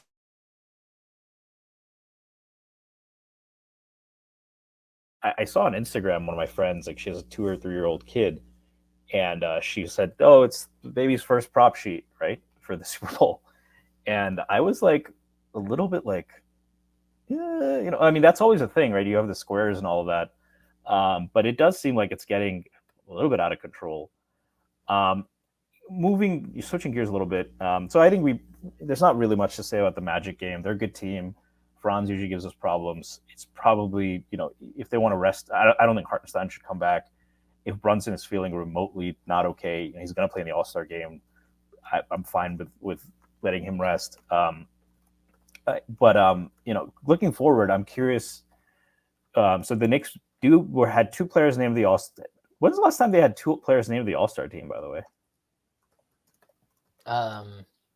Sorry, when was the last time the Knicks had 2 players on the All-Star team? Don't make me do this. It's Tyson Chandler and Melo. Oh, really? Your favorite Knicks of all time? Yeah, my 2 favorite, my favorite era, really, of Knicks basketball ever. I'm curious how much it's happened ever. Let's see. It's here. They had 2012, 2013, 2000, 2001. I'm sure you can guess who those 2 were. That sounds about right. Houston Sprewell, right? Yeah. Yep. And then 93, 94, they had 3 actually. That was Oakley, Ewing, Starks. Yep. 88, 89. Ooh, I did not remember that. Ewing and hold on, let me think. Wait a second. It's not King. King's gone by then. Ewing and Mark Jackson? Yeah, good call. I forgot he was an all-star. And then in the 70s, there were a bunch. 79, 80 was Cartwright, Michael Ray Richardson. 76, 77, Bob McAdoo, Earl Monroe. Frazier Monroe, 74, 75. DeBusschere Frazier, 73, 74. 72, 73. Bill Bradley, DeBusschere, Frazier. And then before that, it was a lot of years. But it's pretty cool to see that happen. It's only the 3rd time in this millennium that they've had multiple All-Stars. So I imagine, if Brunson wants to rest up for that, fine. But I'm curious if you have. So Brunson is also competing in the 3-point contest. Do you have? So I'm curious to your picks for these. So Starry 3-point contest. Let's start with that. The competition is Beasley, Brunson, Halliburton, Lillard, Lauri Markkanen, Donovan Mitchell, Karl-Anthony Towns, Trae Young. So there are multiple guys that we would hate to see Brunson lose to. Do you have a pick in that event? Steph, right? No, he's not competing. He's doing the thing with Sabrina, at UNESCO. So he's not competing in the main 3-point contest. So Brunson, Beasley, Brunson, Beasley, Halliburton, Lillard, Trae Young, Karl-Anthony Towns, Mitchell, and Lowry Markkinen. Oh, I think I'm gonna go Cat. I think I'm gonna go Cat. Yeah, really. Yeah, I think I like Cat on this. He shoots an easy. He shoots like a pretty. He's got a quick release. He shoots an easy ball. I can see him being like really, really excited about the 3-point contest. I don't know. I think I could see Brunson. I don't see Brunson winning it. I just feel like this is not. He's great pulling up and off balance, but yeah, like stand still. You know what?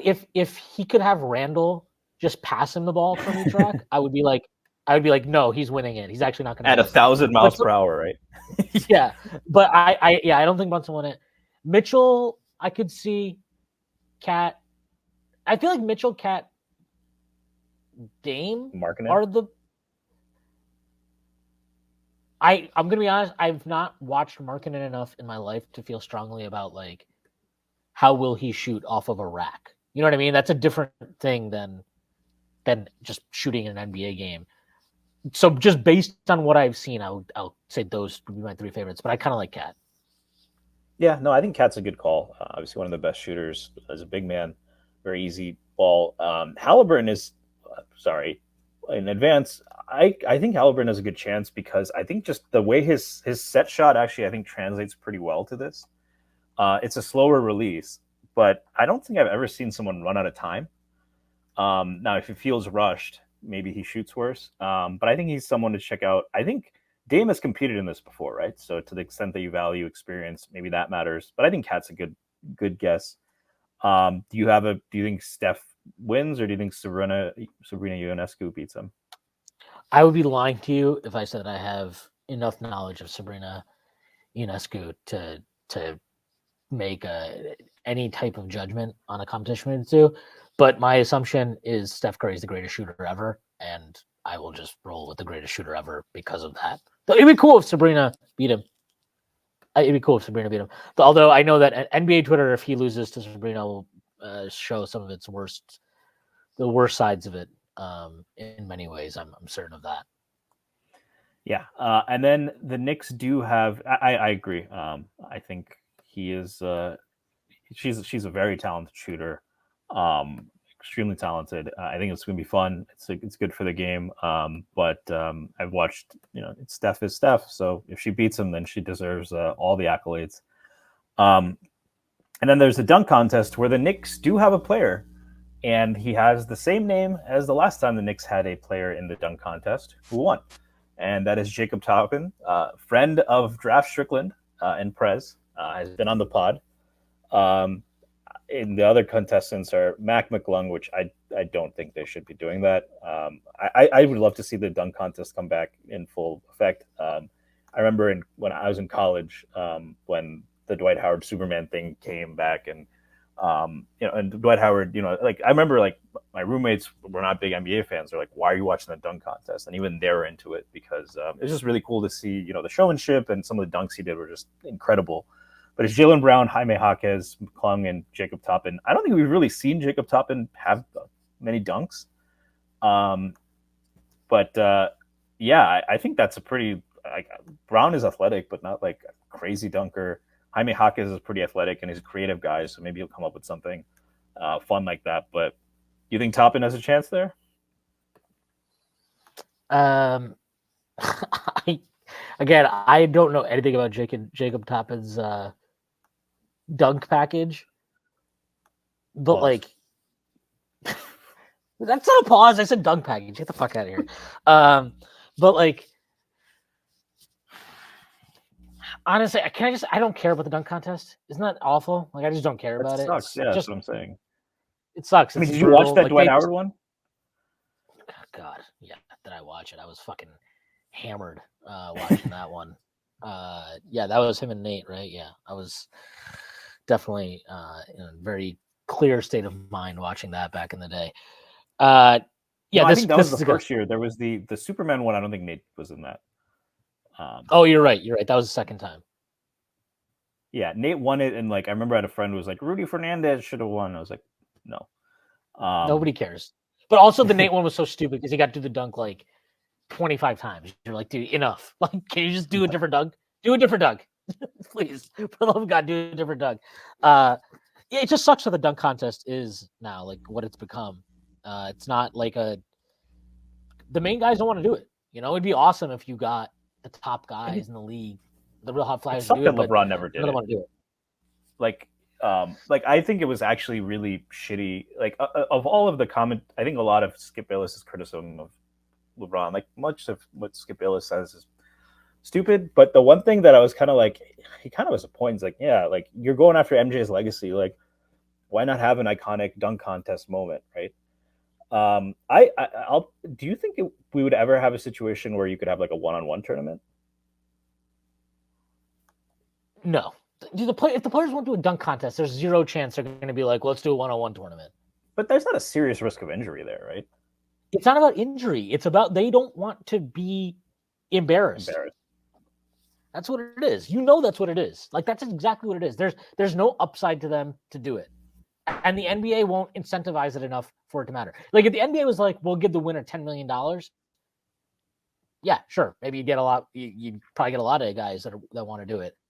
But they're not just going to do it. First of all, the NBA is not going to put up $10 million for it. Second, I'm like, genuinely, because if you did a one-on-one tournament, you'd want the best players to be in it, right? You would want to see Bones Highland against Cam Thomas. No, but like that's why you would do this, right? Like to have the like imagine if like Brunson got to go one-on-one against like Kyrie Irving or something, right? Or like KD against Kawhi, right? Yeah. So the point is, like, if you want the best guys to do it, you really got to elevate the purse for something like that. Like, it can't be $1 million. It's got to be like something where they're like, fuck it, like I'll do it. I'll do it. Like 10 million, I think like you'd get guys to do it. But they're not going to do that, and for that reason, the players will never do it. So it's what it is. They're out. For that reason, they're out. I actually wanted to talk about something before we get out of here that's completely unrelated to the Knicks. I guess I did one somewhat tangentially. Yeah. Sorry. Before, do you have a pick for the actual All-Star game? I don't give a shit. I could care less. I genuinely don't care. Yeah. Okay.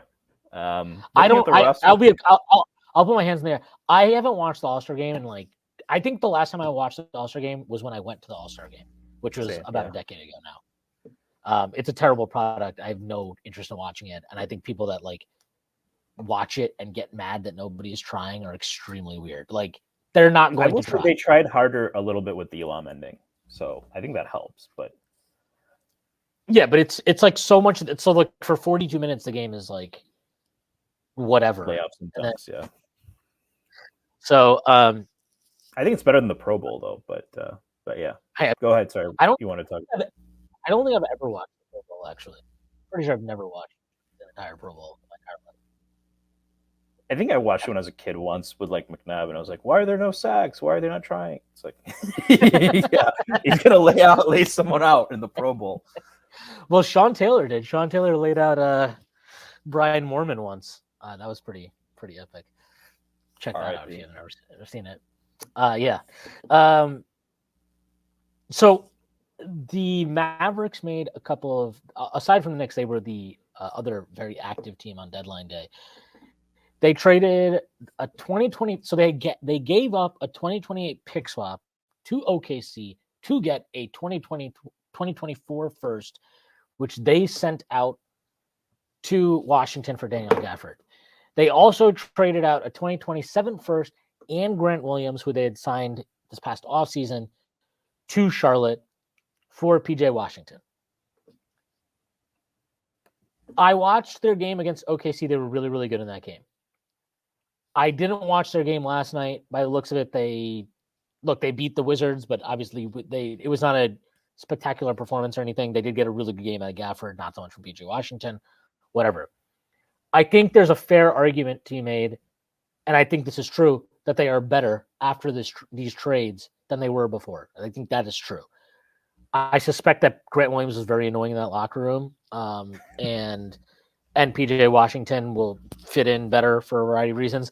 I also think I know that Grant Williams shoots a pretty good percentage for his career from three, and PJ Washington maybe isn't even as good as him percentage wise, but I think he's a shooter. PJ's peaks as a shooter, I feel like are a lot more game changing than what Grant Williams can give you even at his best when he's shooting from three. And I think, we now have pretty solid evidence that Luka is best when his roll man is a true roll man that's a real lob threat and is not, a Porzingis pick and pop or pick and roll to my spot at the elbow type player. So getting Gafford feels like a good move there for them as well. Obviously, they got Kyrie last year, which cost them a first in 2029 and some other swaps. They're pretty much out of picks until this summer when they can trade. I think they'd be able to trade after the draft this year, assuming they convey their pick. They'll be able to trade 2025, 2031, and a swap. Maybe they have another first somewhere. I don't know. They're pretty leveraged out, though, is my point. And I don't know that I agree with making the moves they made at the deadline. And I don't agree with trading for Kyrie for a lot of reasons. But how do you feel about the argument that at some point you can't keep using yes, they obviously fucked up letting Brunson walk. I think it's obvious they fucked up trading for Porzingis for what they got for him. I think they fucked up. The initial fuck up to me is even trading for Porzingis. So whatever, you want to talk about those past mistakes they've made, I think that's fair game.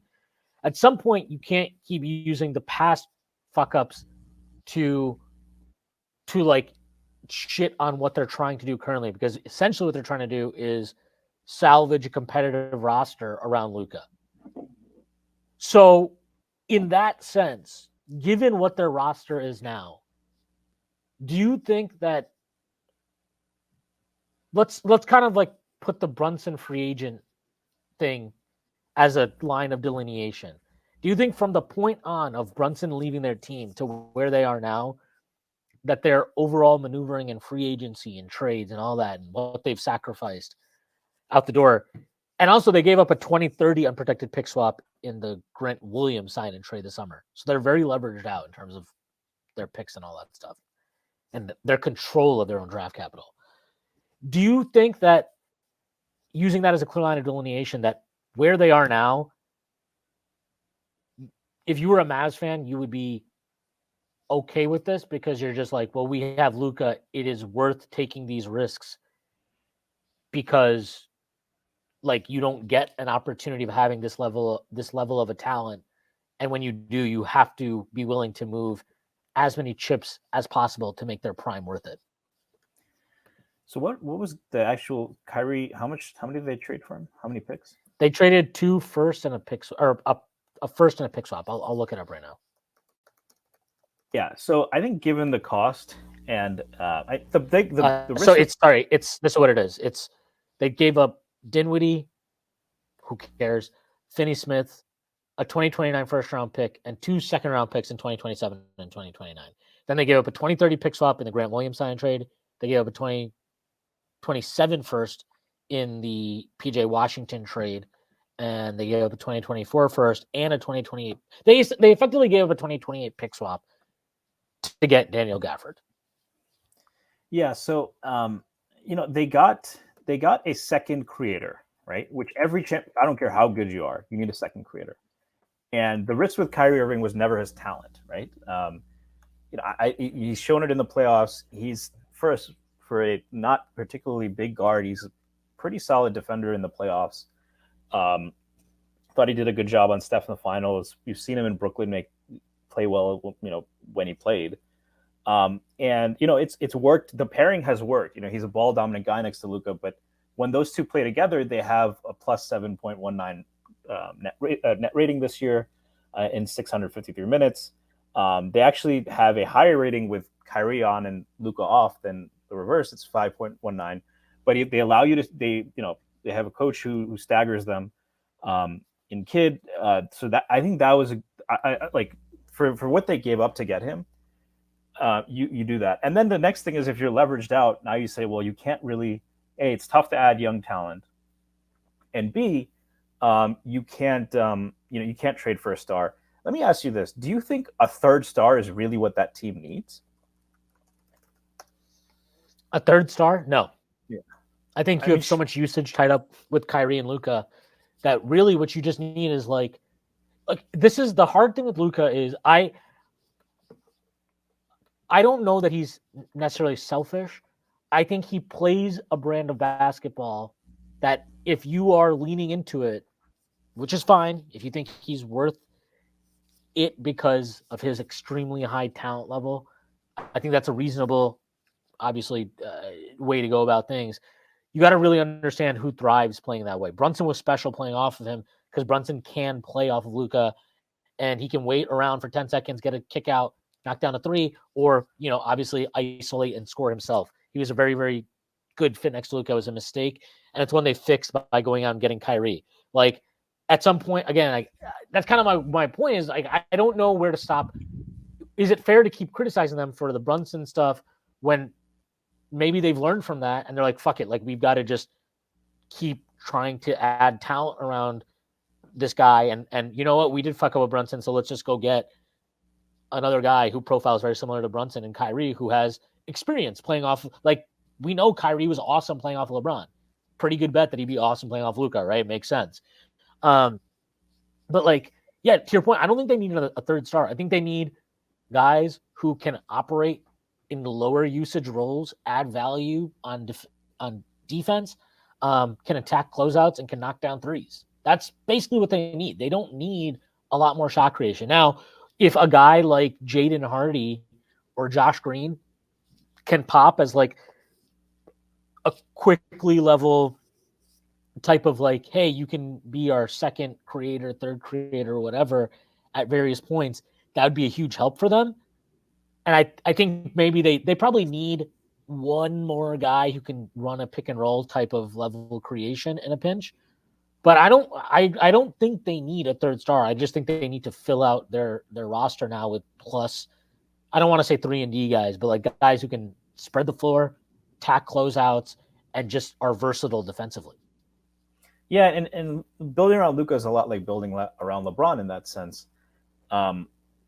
And so I'll say, I mean, the only two star level guys who I think would be fits would be one, Lauri Markkanen, who I think is a little bit underrated as a defender. I watched a lot more of him when the Knicks were, when we were interested in maybe making a trade for him. And the other guy, Mikal Bridges, right? Although right now, by all accounts, the asking price is exorbitant. But you're right? You have Luka so that you just need guys around him. He is kind of, and that's what they've leaned into. And for all the concert, they are the 8th seed in the West, but they're 31-23. So it's not like they're a poor team or performing poorly. I am a little bit worried about them being able to add young talent. Maybe that's probably you're leveraged out. That's almost maybe a worse loss. But you have to look at it and say that they can't waste Luka's prime. He after this year, he's 2 more years on his contract and then a player option. So if you really want, that is basically the same situation that Donovan Mitchell was in when he was traded.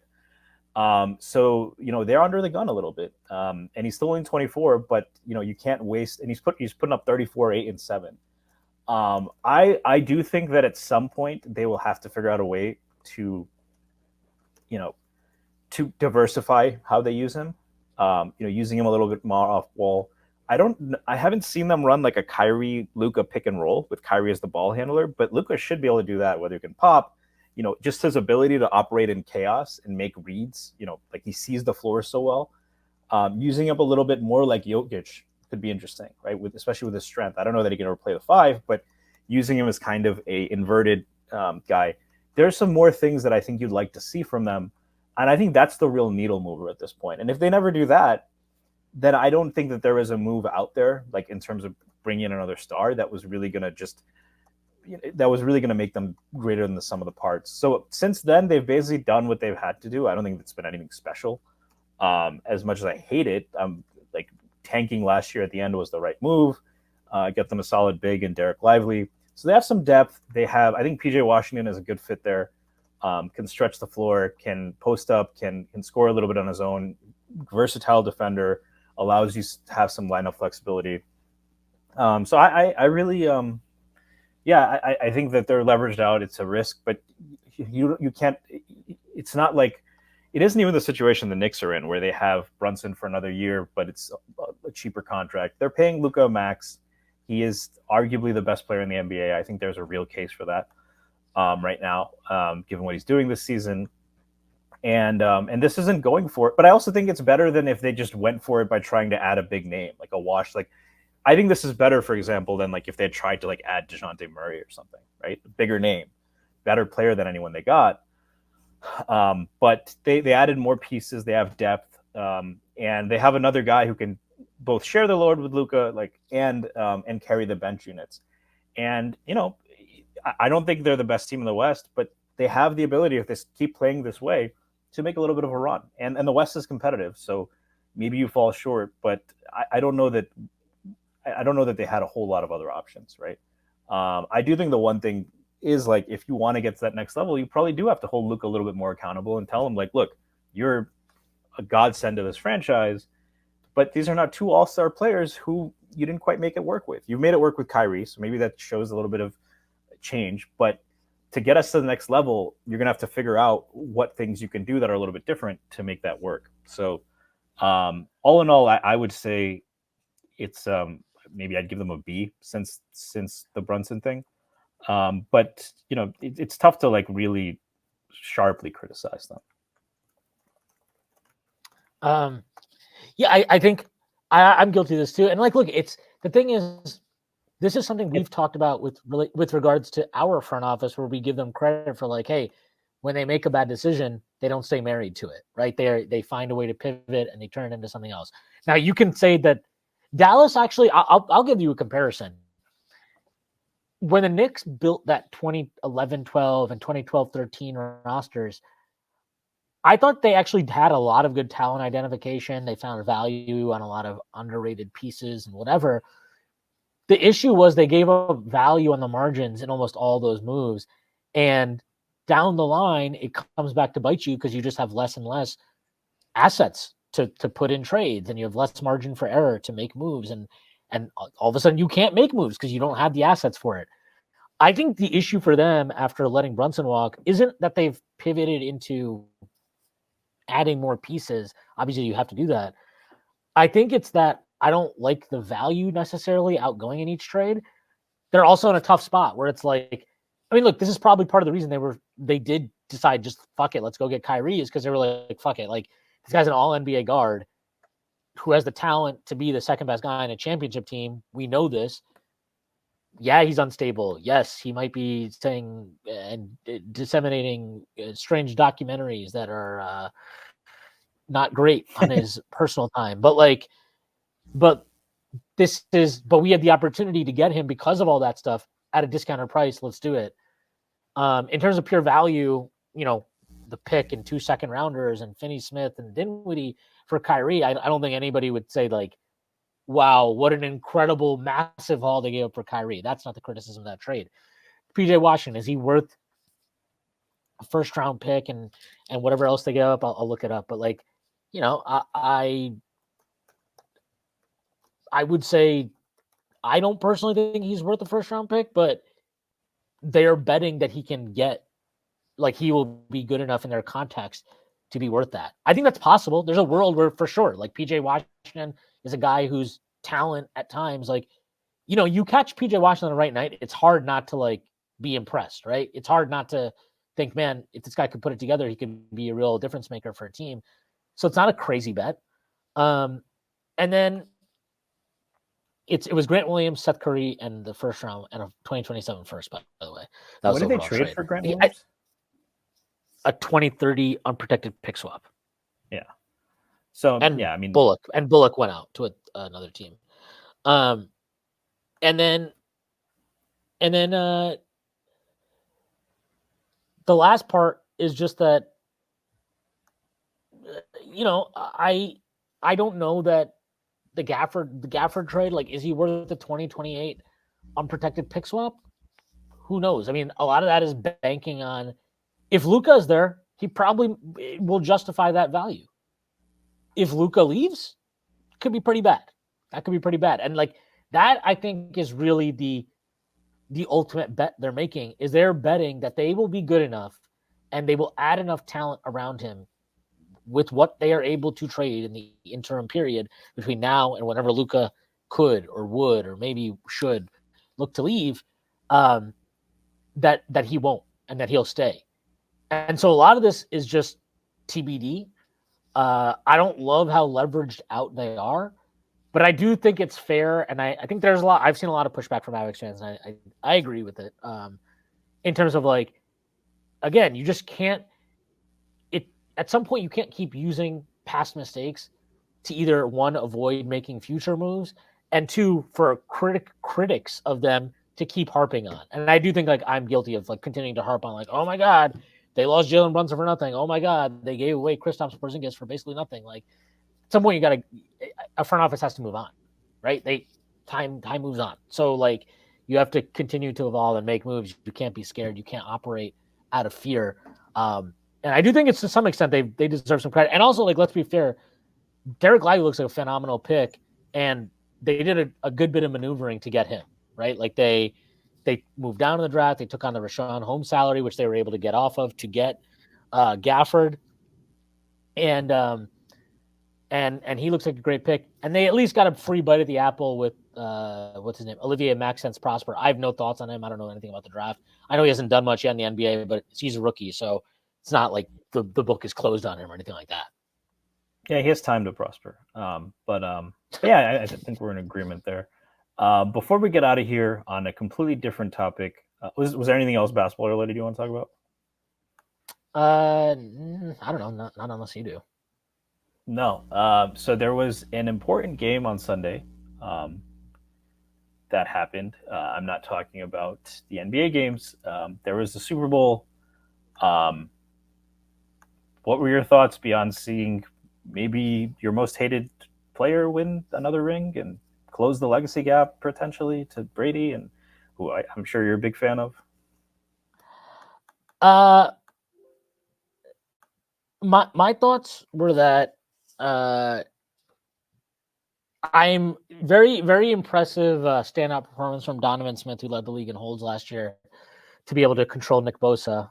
Very, very impressed by how he was able to manage that. What a job by him. Very legal. Everything is on the up and up. No, in all seriousness, I thought it was a great game. I think Kyle Shanahan really, I think he pissed away that game, man. I didn't like the way they came on the second half. They had so many opportunities to go up 3 scores that they just did not capitalize on. The CMC fumble, I don't really care about it. Like, CMC played a great game aside from that. I think he had 160 all-purpose yards. He made plays before and after that opening drive fumble. Debo gave them nothing. And to be fair, Trent McDuffie played like a fucking superstar in that game. He had him absolutely locked up. That was really impressive. He's a stud, complete all-pro. Also, just phenomenal coverage by Mahomes on Debo Samuel. I think Spags has established himself as the, like, if Belichick is the GOAT defensive mastermind game planner of all time, Spags he might be 2. I mean, I think he is 2. What is his 4 Super Bowls now? This is his 4th Super Bowl, correct, as a defensive coordinator. He also, I believe, went to the Super Bowl with Andy Reid in Philadelphia as the as whatever position coach he was. He obviously wasn't the coordinator. Was he a DB's guy? Was he a defensive back guy, or was he yeah. Yeah, so he coached like Dawkins and all those guys, right? So he's Johnson Tree? Jim Johnson Tree, yeah. He was, I mean, Jim Johnson was the blitz guy, right? So so that's the other thing that was really cool about this game. they went cover 0 and cover 1. Like they were constantly daring San Francisco to beat them in man, and they made the bet that you can't do it. And even they with won all the those bet. really good receivers, like Debo, Jennings played an awesome game. Ayuk. Yeah. So plus Kittle. I mean, Kittle they completely shut down. Yeah, I gotta say, they deserve credit for shutting down Kittle, but Shanahan does such a he never consistently gets Kittle going in the passing game.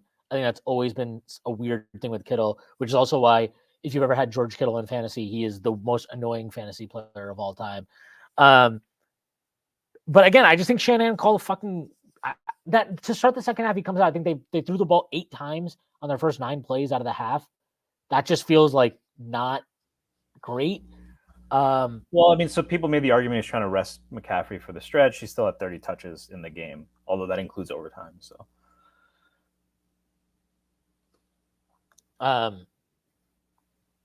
yeah, and I just think that, I don't know. I'm not a Shanahan guy, so I'm always going to be biased on this. I just think that he really, I think he choked that game away again. I have a tough time killing him for going for the field goal in overtime. do you think all of the backlash on choosing to keep forget about knowing the rules and all of that.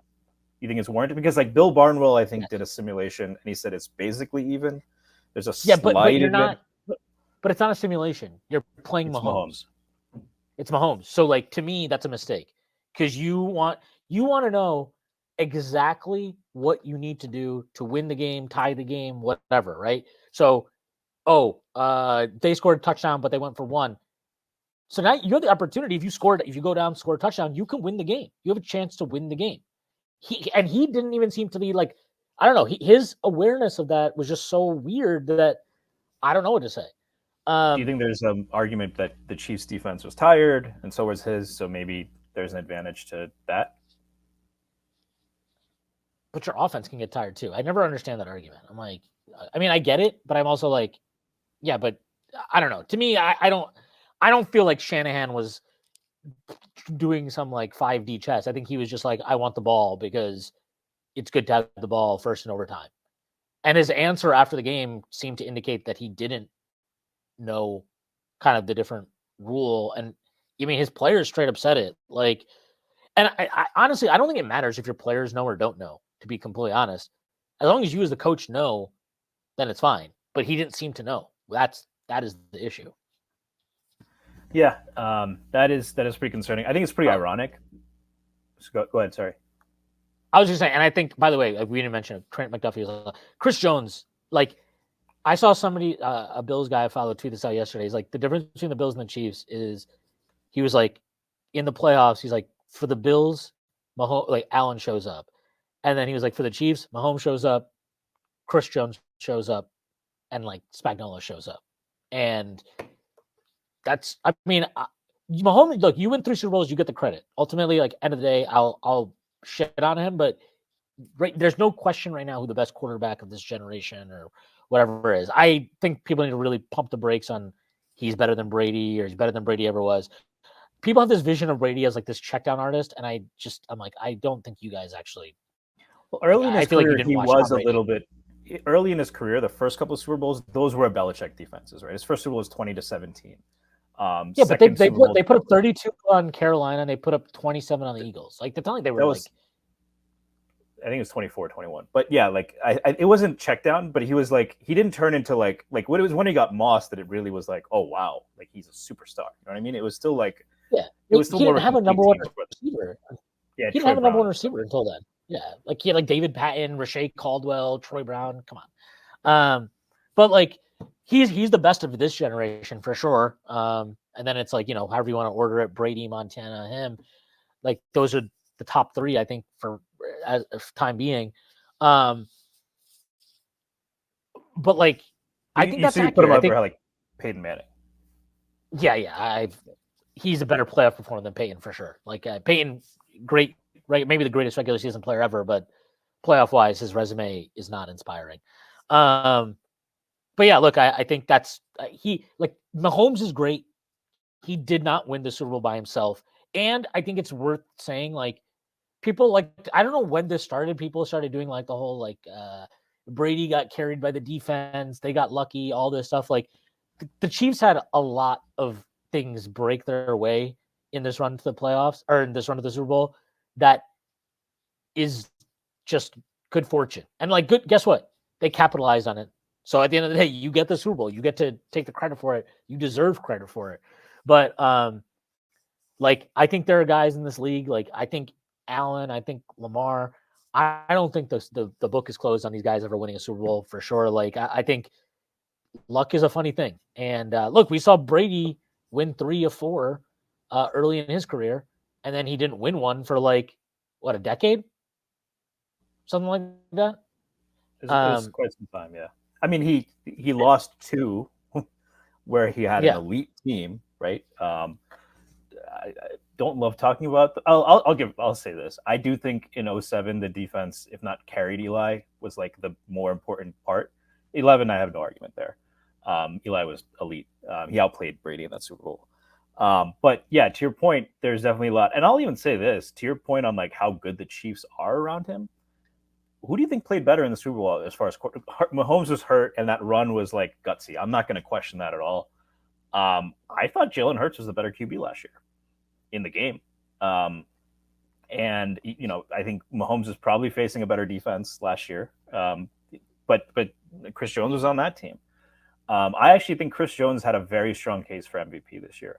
And to your point, in terms of things breaking their way, you know, before the game, I wanted to root for the Niners, probably for many of the same reasons you wanted to root against the Chiefs, because I don't even root for Big Ten teams and like in bowl games or whatever. I would never root for an NFC team just to represent the NFC. I would have rooted for the Lions, but that's a different thing. You're not an SEC fan? Not an SEC fan. But SEC speed, yeah. How did that work out this year?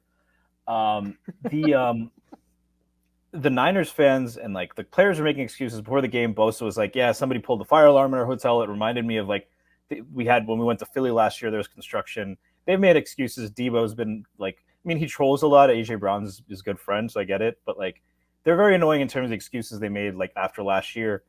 And I couldn't help but feel bad for them because there's a missed extra point. I don't want to put it on Jake Moody because he hit 2 really long field goals. Missed extra point.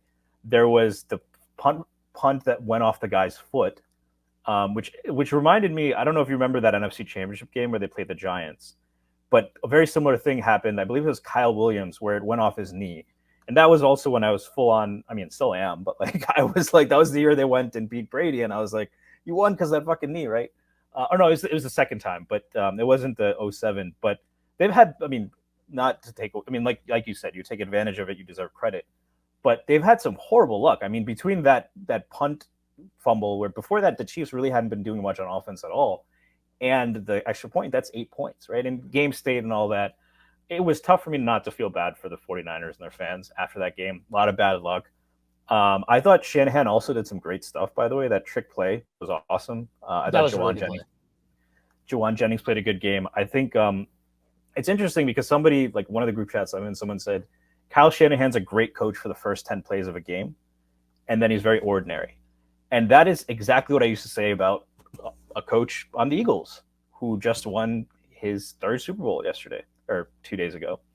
So it's ironic that Andy Reid has now become the guy who's like known as like a good game planner. And I'd have to say this, like Belichick is probably the GOAT, but I would say this elevates, and Lombardi is just going to have a special place because he's Vince Lombardi. I'm not sure there's another coach I'd put Bill Walsh. I think Andy Reid's on that conversation with a guy like Bill Walsh. And he deserves a lot of credit for this too. I think Andy Reid's second best coach ever. So you'd put him ahead of Bill Walsh too, huh? I think Bill Walsh had 4 Super Bowls. That would be the argument, I think. He did. I think Andy Reid, I know that you're probably a huge McNabb guy. I was not a huge McNabb guy. I thought he was good. I just didn't think he was amazing. And I would agree with that assessment.